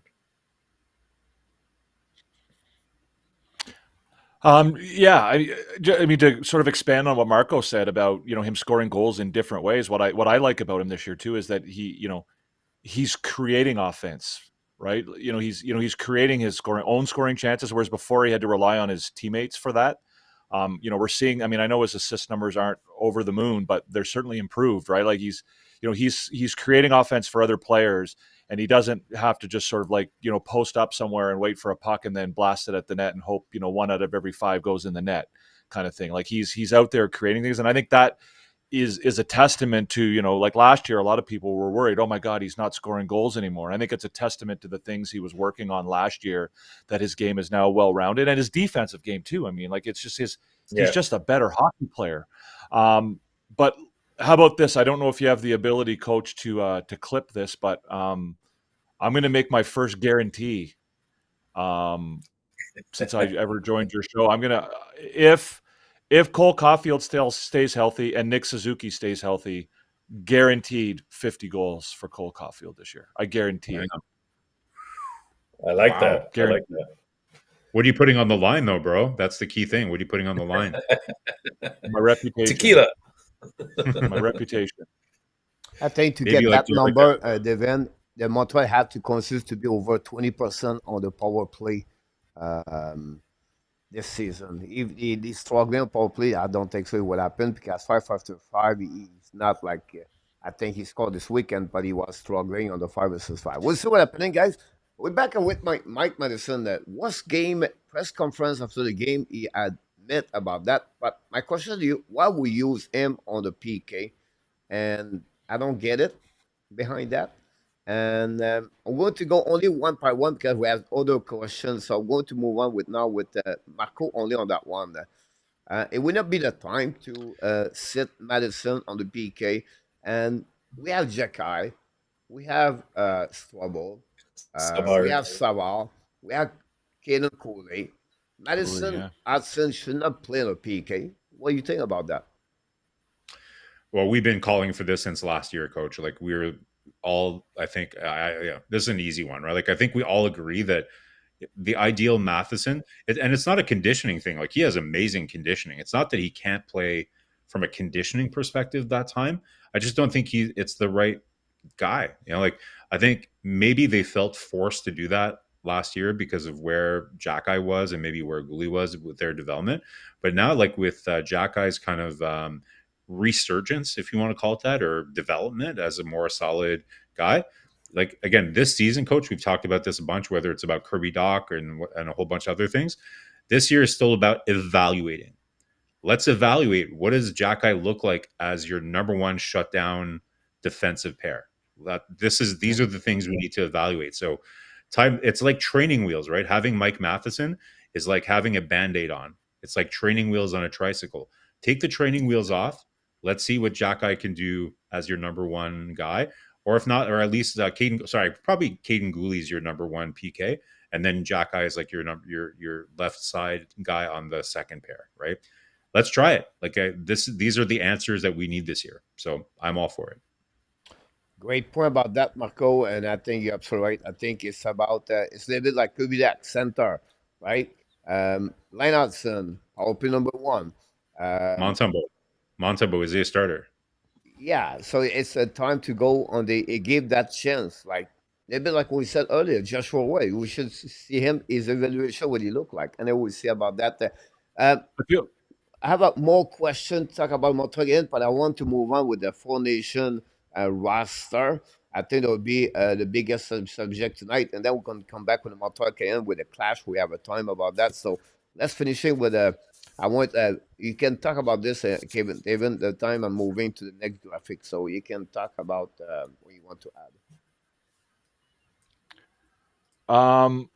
So you want me to talk about who I know, think will be on the roster? When I was talking, I think No. you want to say something. That's was my point. I just wanted to say something really quickly about Matheson, and just that I feel like he's almost like Marty St. Louis' security blanket, right? He's like a he's like a Swiss Army knife, and Marty St. Louis just loves the idea that he can look down the bench and throw a guy out there in every scenario, and he's just gotten in such a habit of that. I think him getting away from that is difficult. Great point about that for sure. Let's move on for the formation, guys. I'm going to give you the Team Finland. And Lekonen, Barkov, Ratanen, AO, Hans Line, Travanen, London, Greenland, Ola, Kukanemi. With Lissaranen, Ekako, Eskenen, Lendel, Mikola, Ristalen, Valimaki, and Where Are You? Mata, Zaros, PKPLL, and Lankinen. Question for you, and Artap. Do you think Joel Armia can make it or not?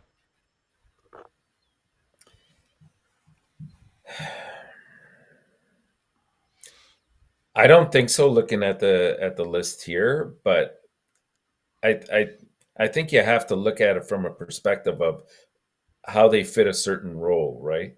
And so if you need somebody on that fourth line that's going to kill penalties and do it effectively, and let's face it, Armia does from time to time get some key goals in key games. We've seen it on the World Nation in the past. He loves to play. I can't discount it. I think that there is an opportunity for him there. Marco? I 100% agree with Enertap. He also has performed really, really well for Finland internationally in the World Championships specifically. So I would be pretty surprised if he doesn't make it. Looking at who you take off this list in order to accommodate that, Luosterainen, I think for sure is going to be there because he's also like a great bottom six guy. But Haula to me is somebody that you could, I think, do without on this lineup. Like he's not as versatile as Armia, in my opinion. So if I'm the GM of Finland, and I know Antti would be very, very disappointed if that was the case, then I would swap out Haula for Armia probably. Yeah, I mean, I was going to say the same thing. I mean, I'm not going to profess to know a ton about the ins and outs of Finnish hockey, but like for me, if Armia is going to make it, it's going to be on the back of his reputation as an international player for Finland. He's excelled when he's playing for his country. So I think that also I mean, Entertap made a great point too. Like for him, he's the kind of guy who can play in any number of different roles. So I mean, even if you slotted him in as the extra forward, he's a guy who, if somebody went down in the top six, you could slide him in there if you had to.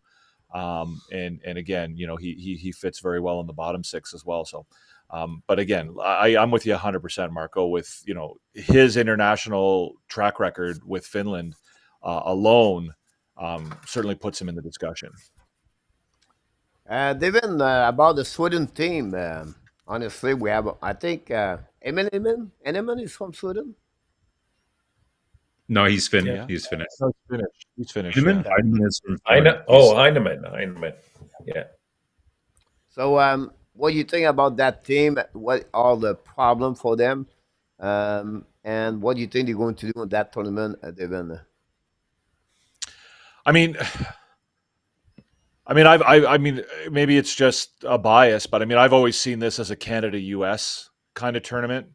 But again, you can never underestimate how the players that are on both this roster and the Finnish roster, how they play when they come together as a nation. Or like, you can look at Carlson and say, well, he's had a terrible year. But does anybody think it's not possible that Carlson could just be spectacular when he gets on the lineup and puts that yellow jersey on? Like that's what I always think about teams like Sweden and Finland. I mean, I do at the end of the day think that Canada and US will be the teams to beat here. Looking at this roster, there's a number of guys who have, struggled a little bit this year. But again, I'm not putting it past them to be good.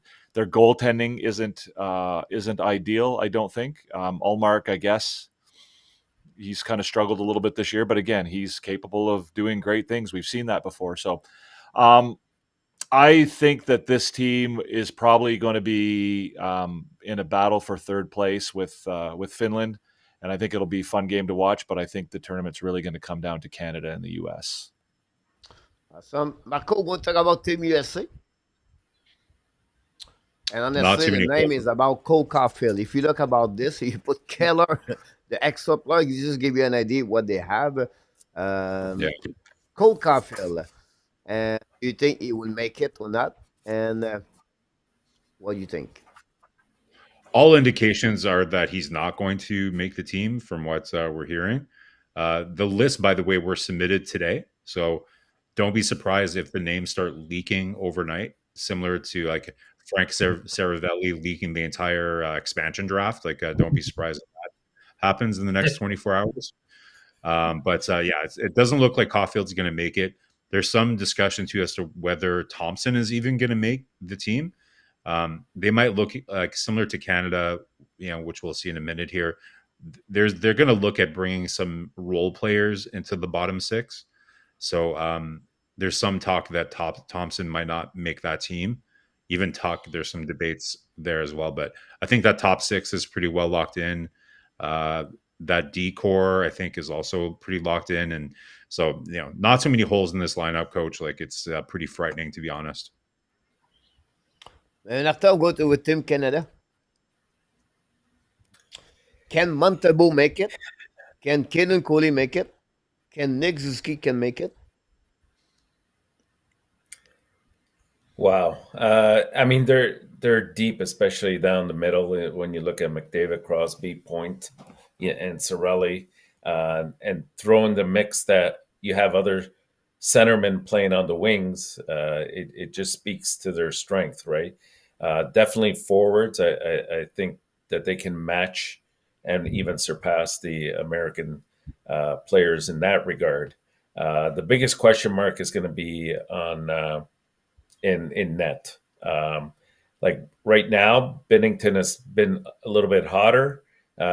He's got the experience. He's got a cup behind him as well. I don't know how much credence you put in all of those factors, but I think the key is to try to go in there with a hot hand. And right now he's helping St. Louis out quite a bit. So I suspect he'll be there. I suspect Hill will be there, and I don't know. I don't know about Montembeault at this stage. I don't see it happening, but it wouldn't surprise me if they did. Just on based on the fact that he played a couple years ago for Team Canada and put in a good showing for them at the IIHF there. Defense, I don't know if Doughty's ready, to be honest with you. I mean, it would be great to have a healthy Doughty. He's got the international experience as well. I like the fact that they tried to keep pairings together, like Makar and Tays and Theodore Petrangelo. They've got a good core there. I'm not overly worried, and even Uyghur as the seventh is a good choice. I worry about the net, but if you got a good defense in front of you and you can put the puck in the net, sometimes that will mask the goaltending problem. Guys, before you move on, Coach, expect some surprises in this. Like there's buzz that Shifley might not make the team. I wouldn't be surprised if Hyman doesn't make the team. And there might even be some surprises on the back end. Like there's some buzz that Travis Seinheim from the Flyers might make the team. He's really jumped up a lot of people's lists. So don't be surprised. Like, do you guys remember that year? I think it was for the Olympics, and they picked Rob Zamner to make the Olympic team. Do you guys remember that? Yep. That was huge. Because like we could have another Rob Zamner kind of pick or two for this. Like where name is Wilson, you hear Tom Wilson a lot coming out. Is Stone ready? Like that's yeah. You don't have a lot of injury. You can't do injury replacements in this too, right? Like it's a 23-man roster. So right. Yeah. I want to comment, first of all, Coach, I see you and I see what you're doing, and I absolutely love the Nova Scotia line number 2. I love that. I also would love to see Marc-Andre Fleury be the third goalie on this team. I just think that having him, he's not going to play. If you're the third goalie in this tournament, you're not going to play. Yeah. Having him around the room, having him, a veteran presence, but just like his personality and his, he's just, that's the kind of guy you want to have on your team. He's too busy. I have 17 kids. I just wanted to point out that. Yeah. Well, maybe he needs a break. Devin, you bring a point. I was going to ask you a question. I'm glad you talk about Fleury, but I will ask you all of three, yes or no. I think, your third goalie, the chance to make it, at least something happened, but I don't think so. They will play, right? Yeah. So why not bring Dawson Wolf? Do you think Dawson Wolf in the next 5 years, it could become the goaltender number 1 from Team Canada, or at least it be considered? So why not to give him a young experience? I'm sorry. Dustin Wolf is American. He's American, though. Really? Yeah. I didn't know Dustin Wolf. The reason I put him is because he played in the WHL, so that was the reason behind that. Yeah, he's American. Really? Yeah. But it's a good point, though, Coach. But they can do it. Levi would be when I first started doing my TikTok lives last year, when I started talking hockey and doing this kind of thing, one of the things that I started by doing was putting out like a mock Team Canada roster, and one of the things I did talk about that some people agreed with and some people disagreed with was the idea of the continuity of the program and bringing guys into your lineup who might not quite be there. And so for me, when I had initially made my roster, not necessarily for the Four Nations Cup because it still hadn't been announced yet, I talked about having a line with guys like Quentin Byfield on your team, guys like Mason McTavish, like younger guys who you might bring in not necessarily because they're at that level, but guys that you might put on the third line who would be the next generation, like the guy because you don't want to have a situation where you have. The Olympics are coming up and all of your top guys, all your top guys are retiring, and you've got none of these guys have had any internet. Now we're getting a lot of guys with very little international experience because of COVID and what's been going on with the Olympics. But I like the idea of having guys and giving them this kind of experience so that when the real tournaments come up, like the Olympics and things like that, that they're not just sort of jumping in with both feet. They've got their they got their feet wet a little bit. I love that you brought up Mason McTavish. I was talking about him in the chat yesterday. I got shit on quite a bit for making a decision. Coach, we should talk about. But he's a guy. He's a guy who's a future. Obviously he's got a lot to prove, and he's got he's got a ways to go. But his certainly his track record up to now, he's a guy like we all remember what he did at the World Junior. He's going to be the next Sam Bennett. Yeah, like even better than Sam Bennett. Yeah.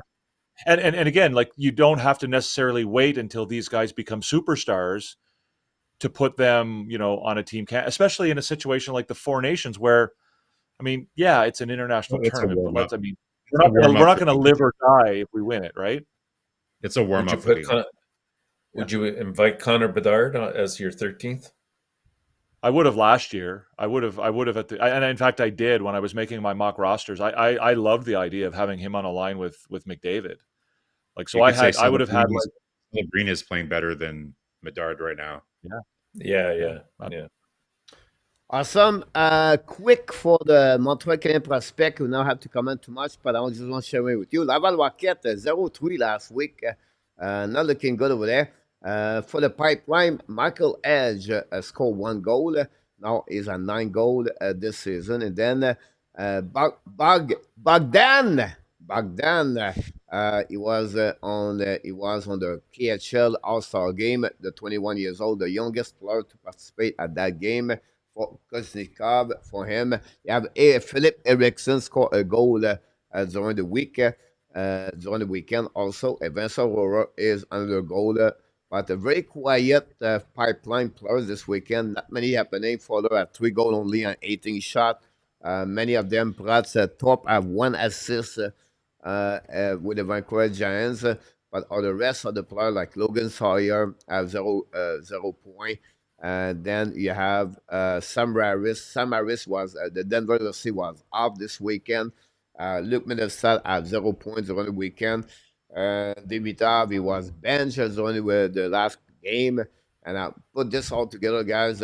Pipeline was not very good. So, honestly, not many things happening. The Rockets 0-3. And for the Rocket, Jared Davidson is maybe the next player to be called up for the Montreal Canadiens. I think this kid is everything right now. Like, if I have to call a player like now, and I think Pascal Vincent would recommend Jared Davidson. Isn't he like Coach, 5th in scoring It's in the AHL right now? Isn't he 5th or something? He should be there because you have approximately 9-9 or something like that. So he should be close to that one. I can look about this, but he's definitely number 1. It's a really it's a really interesting. It's a really interesting topic, right? Like, when you talk about a rebuild, and you talk about all the different issues that come up in a rebuild, and you talk about with a rebuild, you're obviously going out and you're getting all these prospects and all these draft picks, and especially as fans, we have these preconceived notions about who's going to play where and when, right? Like, it's amazing to me. Like, people have Michael Hage, penciled in already on the second line, and they've already got this guy penciled in on the second line, and then and obviously there's problems with that. But then what do you do with the guys who surprise you? Like, what do you do with the Emil Heinemans? What do you do with Jared Davidson? Like, what do you do with guys who come out of nowhere and turn out? Like, do you say, well, too bad, we already got Michael Hage, and we're gonna do, we already have plans for him, or we already got this guy who we already got Ivan Demidov who's coming, like, like, if I had a chance to talk to Kent Hughes and have a conversation with him, it'd be a topic that I would really be interested to hear his thoughts on, about what do you do about these guys who come out of nowhere, right? Like, what do you do? It's a good problem to have, though, Devin. It's a great problem to have. Is it though? Like, because Marco, they're assets. They're assets that you can deal with, right? Like, there was a study, like a I think it was over the summer, and we talked about it here on the show. I'll have to find it again, but there is a study where somebody looked at certain situations where you have too many prospects that are funneling into the organization at the same time, and it can be a bit of a problem, right? Because again, like with this whole idea you can only have 50 contracts in the NHL, I think Arizona / Utah is going to be in that boat as well. But of course, it's great to have all these prospects, guys, but like Entertab just said, like at some point we're going to have to move off some of these guys and start building a roster and everything. So that's why, again, this year is all about evaluating like the pipeline and some of the young players that are in Montreal so that they can make decisions on who they're keeping and who they're moving away from. Because I'll have to find the study again, but like sometimes too much, like having too much is too much. And it can actually be a detriment because you're not able to actually fit all those people. And you're not able to evaluate them properly because you can't put them in places where they can play and get opportunities and properly develop. Like there's kind of a cascading 100%. effect, so it's good to have a great tool, but sorry, which is why I would love to hear Kent Hughes, right? Because to me, it becomes a huge problem if you don't, you can't fall in love with players, right? Like you've got to be able to pull, there's guys on your team who you are going to know don't fit in your future plans, but you might say, well, that guy's been here since day one and we really, really like him and he's a nice guy and he's been a part of the group. Like, you look at Tampa, right? Like Tampa, like cutting ties with Steven Stamkos and not playing that sentimental card and saying, we've got to do what we've got to do in order to make our team better. So it's why I would be really interested to hear, from a perspective of a guy like Kent Hughes.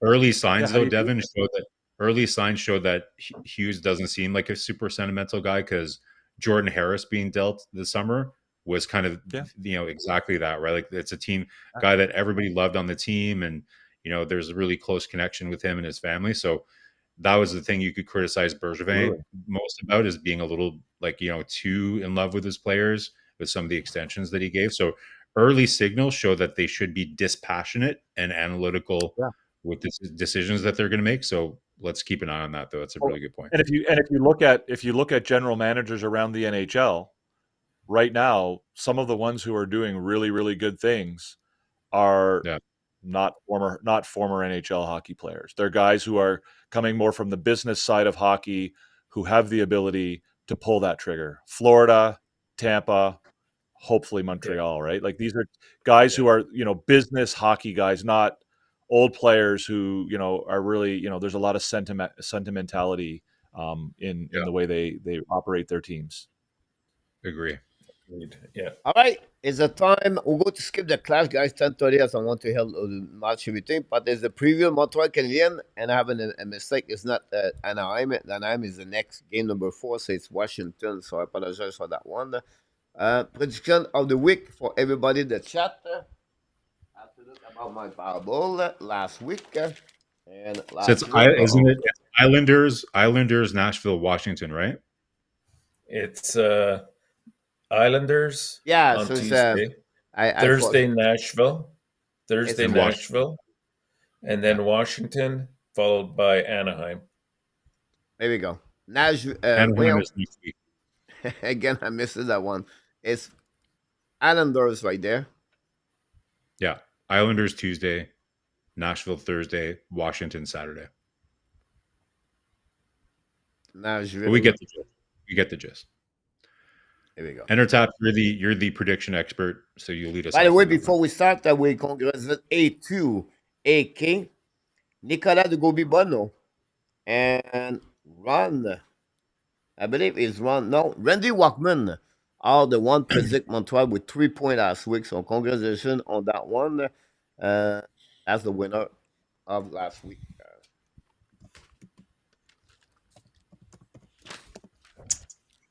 Okay, I'm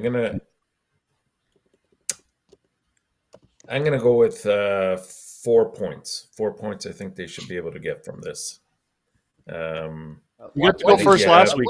Why you not stop first? Marco told me to. Marco told me. Marco said, "Go first." Marco wasn't here last week when you got to choose first and took everybody's number, but that's okay. Yeah, but I lost. You still didn't win. You still didn't get it. You still didn't win. Exactly. So I'm gonna go with 4 points. With 4? 4 points, yes. 4.4. Yeah. Marco? I'm gonna go with You look 3. like he's so serious. Enough time he's studying right now. He's like now he check all the number. I'm looking if there's any back-to-backs for Nashville and That's Washington exactly here. what I was looking at.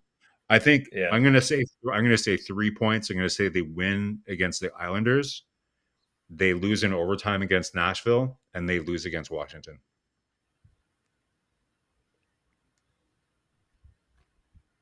Devin, So I 2 point, right, Marco?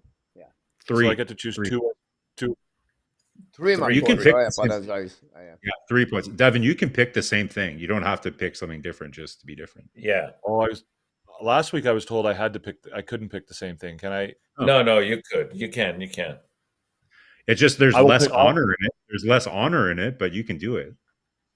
Well, I'm going to go with 5. How about that? Ooh, wow. How's that? Good.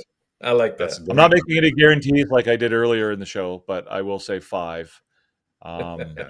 I think 8 goals they'll by beat Caufield. Nashville, they'll beat the Islanders, and they'll take Washington to overtime. And Caufield will have to score 8 to get to that 50 mark. He'll have to stay on pace. Both Nashville pace for and 54. Washington are on a back-to-back. Yeah. And Washington, I believe it's their last game of a 4-game road swing when usually you know what? I'm starting to like your 5 better than my 4, but I'll stick to 4. Don't forget about the Charlie Lindgren factor, though, with Washington. Right now, 5, 4, 3. What do you think I'm going to go? I'm going with 2. Coach just doesn't want to agree with us. No, because if I copy someone who said, "Oh, because Good honor. Tab said that," or Marco said that, so now he said, "You know what? With that." But Coach we have to said remember, that. Marco. Next time we're going to start with David. He's with us, and then we'll go with you, and then in after will be the last one Sure. about this one. We have 2 people at 0 point. We have PLW and David with 0 point for the Montreal Canadiens this week. It would be a very bad week for Montreal if they finish at 0 point. That would be no kidding. It would be devastating. It'll be very I interesting. feel like that's somebody trying to make a point by saying 0 points, but that's okay. Yeah, that's okay. As a part of that one Everybody's over there. entitled. You want to It's do not the class impossible. before you leave? I can do it. Do I want to what? Good. Quick question. Go ahead. Go Oh. ahead. All right, let's move on to the clash. What Good night, Harry. Well timed. Clash. Here we go. I tried to keep my one here in case someone. Anyhow, all right, the clash on that one, 3 on one side, one Devin around there. Here we go. Could Hudson be a Calder Trophy finalist this season at the end? I'm going to give you Dawson Wolf, Stankoven, Mitch Cobb, Celebrini, and Len Hudson. 5 of them. I don't see anybody else. But you think Hudson is going to be a Calder Trophy finalist? Absolutely or not at all, Devin? So finalist to me means top 3. I think that's right. Does everyone agree with that? Yeah. I will say. So again, I'm caught on the word could Hudson be a Calder Trophy finalist. I'm going to say not at all, because I don't think he's there right now. I don't think he's in the top 3 right now. So I'll say not at all. Marco? But I am caught up on that word could because, I mean, obviously anything could happen. I can tell Devin has a background in law, looking at the subtlety in the language. That's good. I'll have to make I sure. also don't like the word absolutely. We don't like absolutes. Yeah, no, for sure. My wordsmithing will have to be very careful when I ask Devin questions, so I'll take note of that. But I also say not at all, Coach, not at all. Unfortunately, I think defensemen, I find it's really hard for them to win the Calder Trophy. It's usually really kind of more about, who gets the most points. And a goalie also has to be really head above shoulders for them to win. So I'm going to say not at all. Celebrini, I think, is surging right now. I think it's going to be pretty hard for him, unless he gets injured again. It's going to be between him and Mitchkov, I think. So, Marco, I'm going to ask this question for everybody, but I can ask you this question. Is Dawson Wolf bring the Calgary Flame and the playoff? Do you think that Yes. would put maybe a consideration over a guy like Celebrini or Michkov, whatever, they have a lot of points, but they're not going to make it? Yeah, it depends, right? Like, so let's say Celebrini finishes with like 35 goals and 80 points. No, If that's that's a, you know what I mean? So it all depends, right? But if let's say they're on the pace that they are now, like and Dustin Wolf gets the Flames in the playoffs, first of all, we'll all be happy as Habs fans if that happens. But yeah, like that's what I said. Goalies really have to be almost like a step above by a lot, right, to win usually. So it's possible, right? But I don't find it likely. okay. And up top on that, not allowed or absolutely. Yeah. Key word there is could, and could he finish? Absolutely. I think I think the fact that you're now getting Laney also back in the lineup. I think we're going to slowly start. We've already seen it, but it's going to continue. We're going to see the switch to power play number one. It opens up the opportunity for him to continue getting points. He's definitely, of all the finalists, going to have the most TOI. So I say absolutely. Will he win? Probably not, but he's definitely going to be in the So I top three. remove the word could. What do you think? Will He's a Will fi- Hudson be a Calder Trophy finalist? Oh, well, now we're changing the language. Yeah. Will he be a call and finalist again? As Devin said, is it top three? Yeah. Yes. Yes. So I'll Okay. still stick to absolutely. Absolutely. Okay. Yeah, Right. yeah. I like it. So you see Hudson on the finalist. In the final three, yes. No, he's not just seeing it; he's guaranteeing it, Coach. He's like Devin No, and I didn't Murtaugh. guarantee. I didn't They've both done guarantee it, but guaranteed. That's what I heard. you'll He's gonna know when shave I his head if guarantee he something. doesn't. Do you think notre ami Patrick It's already is there, going to be Mark. on unit power play number one in our top? We're going to start with you. Going to go backwards. Absolutely. I think that we were talking about it earlier in the show. That the combination of him and eventually Hudson as well is going to be something you try to get going, especially on the power play. So yeah, I can't, maybe not right away, like within the first Ah, week, but you go absolutely waffling. he'll You're be waffling. on the power. No, he'll be You're on the waffling. power play number one. You're No, it's not waffling. waffling. I'm just opening the door for it will have to get there. It's not an You're just automatic. opening the door that you could be right or wrong, but it's okay. Okay, here Okay. you go, Marco. Absolutely. From day one, first shift, first power play. Laney's on the first power play. There you go. Marco. Not at all, Coach. Not at all. Like if you look at how they set it up in the preseason, they had him on what you could call the second unit, right? So, but to Devin's point and what we talked about earlier, they're going to want to have two units. So it really depends what you consider the first unit, right? If the unit with Hudson and Line is the second unit, then I guess no. So I think they're probably going to. If you look at the preseason, they had Hudson, Line Doc, Hudson, Line Newhook, and somebody else. I can't remember. Maybe I can't remember, but he was on the second unit. So I think they're going to go back to that. But to start off, at least, I think that would be the case. So absolutely not at all. Yeah, I Evan. agree. I agree completely with Marco. I mean, first of all, I think the only guarantee is that he's going to be on the whatever unit that Lane Hudson's on. He'll be on, and I expect not at all. I mean, it's not at all. He's not going to be on the first power play. He's going to be on Lane Hudson. He should be on with Lane Hudson on the second power play. And again, it's spreading out the wealth on your power play. It's forcing the other team to spread out their penalty killers.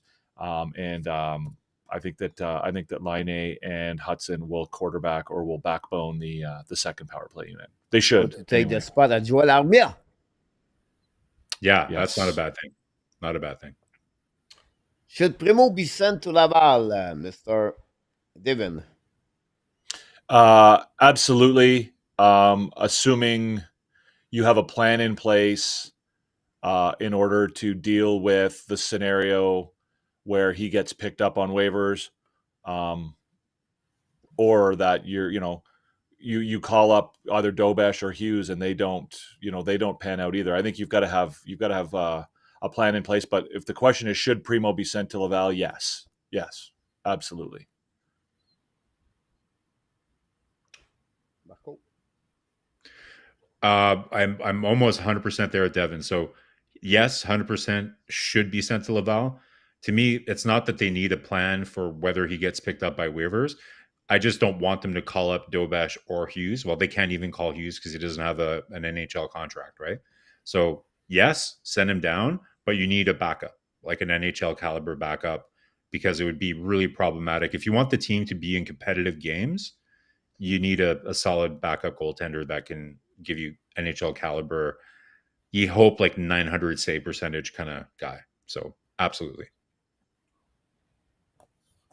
Yeah, I would agree with both of you. I think, if they already had that plan in motion, if they had a third goaltender right now, or a trade maybe coming up where they can bring in somebody with a little bit of experience, so it's the plan you were talking about, Devin, then yeah, he should definitely be set down at this stage.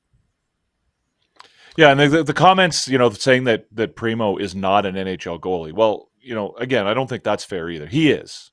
He's shown it in the past. He's just not right now. And I mean, to me, sending him down to the minors wouldn't mean like you're sending him for the rest of his life. You're hoping that he goes down there and he can become what he's capable of becoming. Like, last year in the second half of the season, he was a very capable goalie in the NHL. So again, I'm not, me saying that he should go to Laval is not an indication that I'm quitting on the guy or think that he's done and has no chance of ever playing in the league ever again. It's more of a case of, he's just not there right now, and he needs to go somewhere else. Yeah. You would definitely benefit from a change of scenery, yeah? Definitely. Yeah, Absolutely. and he's not young either now, right? He's 25 now. Goalies around that age Young for should be goalie. coming into they should be coming into their own at that point. So he's had chances, and he just hasn't shown it yet in Montreal. So what you can have is these kind of games where one or two bad goals really demoralizes the team, and you want your backup goalie to come in and at least play 500 for you when they do come play. Well, can we just settle for not having the worst goaltender in the NHL? That would be good. Yeah. So all of you said not at all? No, we all said absolutely. No, we all said absolutely. Okay, so I would go with not at all, and I would tell you why. Because Montreal does not have anybody in the roster to get put over Primo. David Savard did not goalie for the last couple of years, and I don't think so. It would be interesting to have anything. Tobesh is not ready to be in the NHL. It would be better for him to play in Laval to have a lot of minutes. Connor Hughes don't have no contract.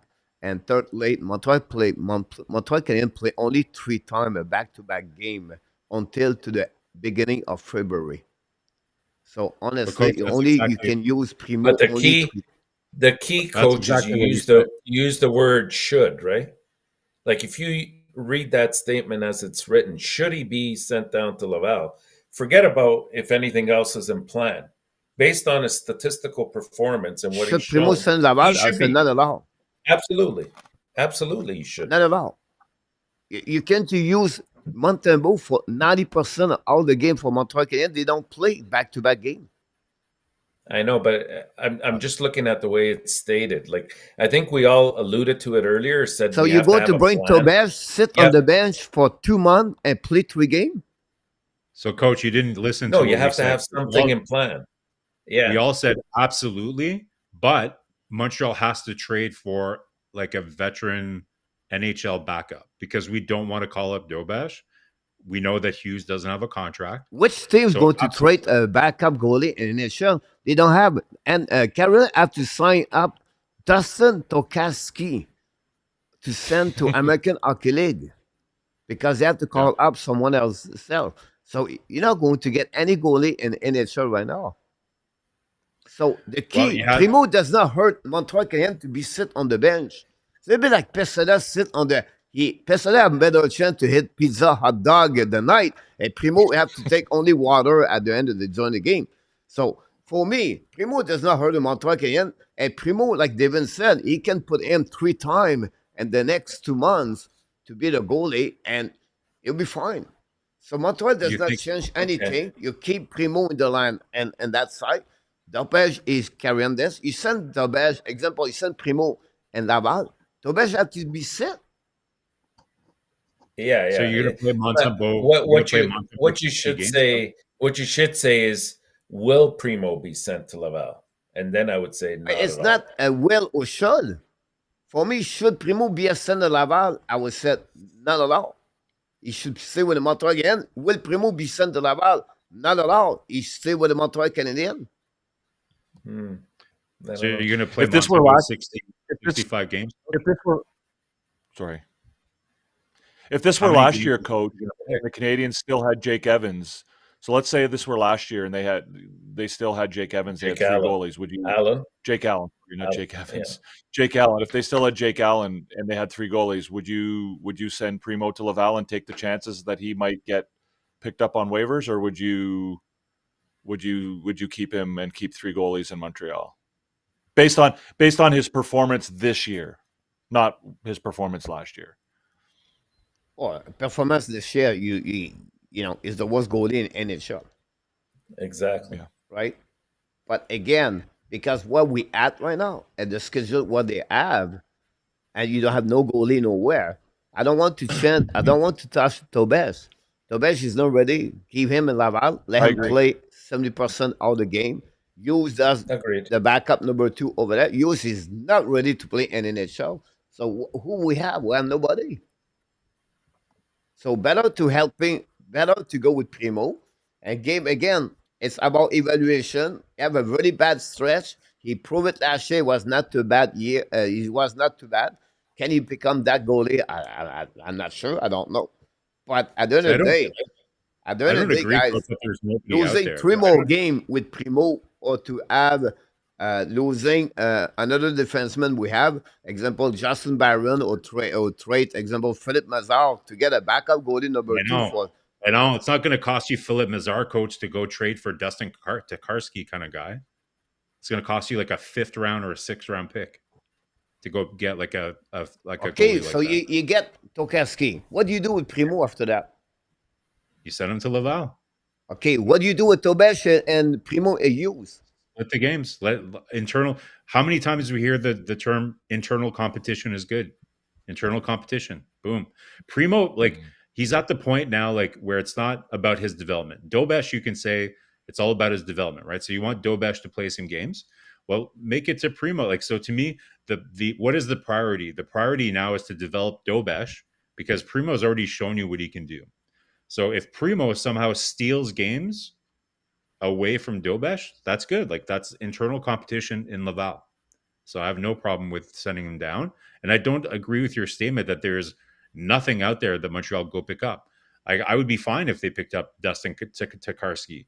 Like he's not long term going to be a backup So in the why goal you go in the take Tokarski over Monten over Primo when you develop Primo for the last 6-7 years? You keep Primo over Jake Allen, and to get a because Tokarski because he played with Montreal like 19 years ago. I'm not saying that Tokarski specifically, right? But what I'm seeing, anyways, coach, is the team plays completely different when Primo is there. Like I think they're really, really lost confidence. They're not going to tell him that, but the way they play as a team is completely different when they're there, when he's playing in net. So, to me, again, we don't have all the information. Like we know that Primo in the past has been a little bit fragile psychologically. We know that he had improved a little bit on that a little bit in the last couple of years. Like he's become a little bit more Some of resilient. the bad habits have reemerged. So I don't know. Like the coaching staff probably sees, like we were talking about earlier. We don't have all the information, all the data, right? So if the coaches are seeing that his resiliency is still really high, he's still kind of competing and all that, maybe they don't make the move, right? But from what I can see from the outside, the resiliency isn't there. Doesn't look as confident. The team doesn't look as confident. So I would be fine with losing out on him as an asset as long as you prioritize the development of Dobesh. Go get like a like a veteran kind of like AHL guy. Like look at Edmonton, right? They brought up what's his face, and they put Campbell down, who's making like $5 million a year. Who's the backup for Edmonton now? I always forget his name. Who? Pickard. Pickard, yeah. Pickard? There's got to be another Calvin Pickard in the AHL that Montreal could go grab, is all I'm saying. Casimir Kaskasuo.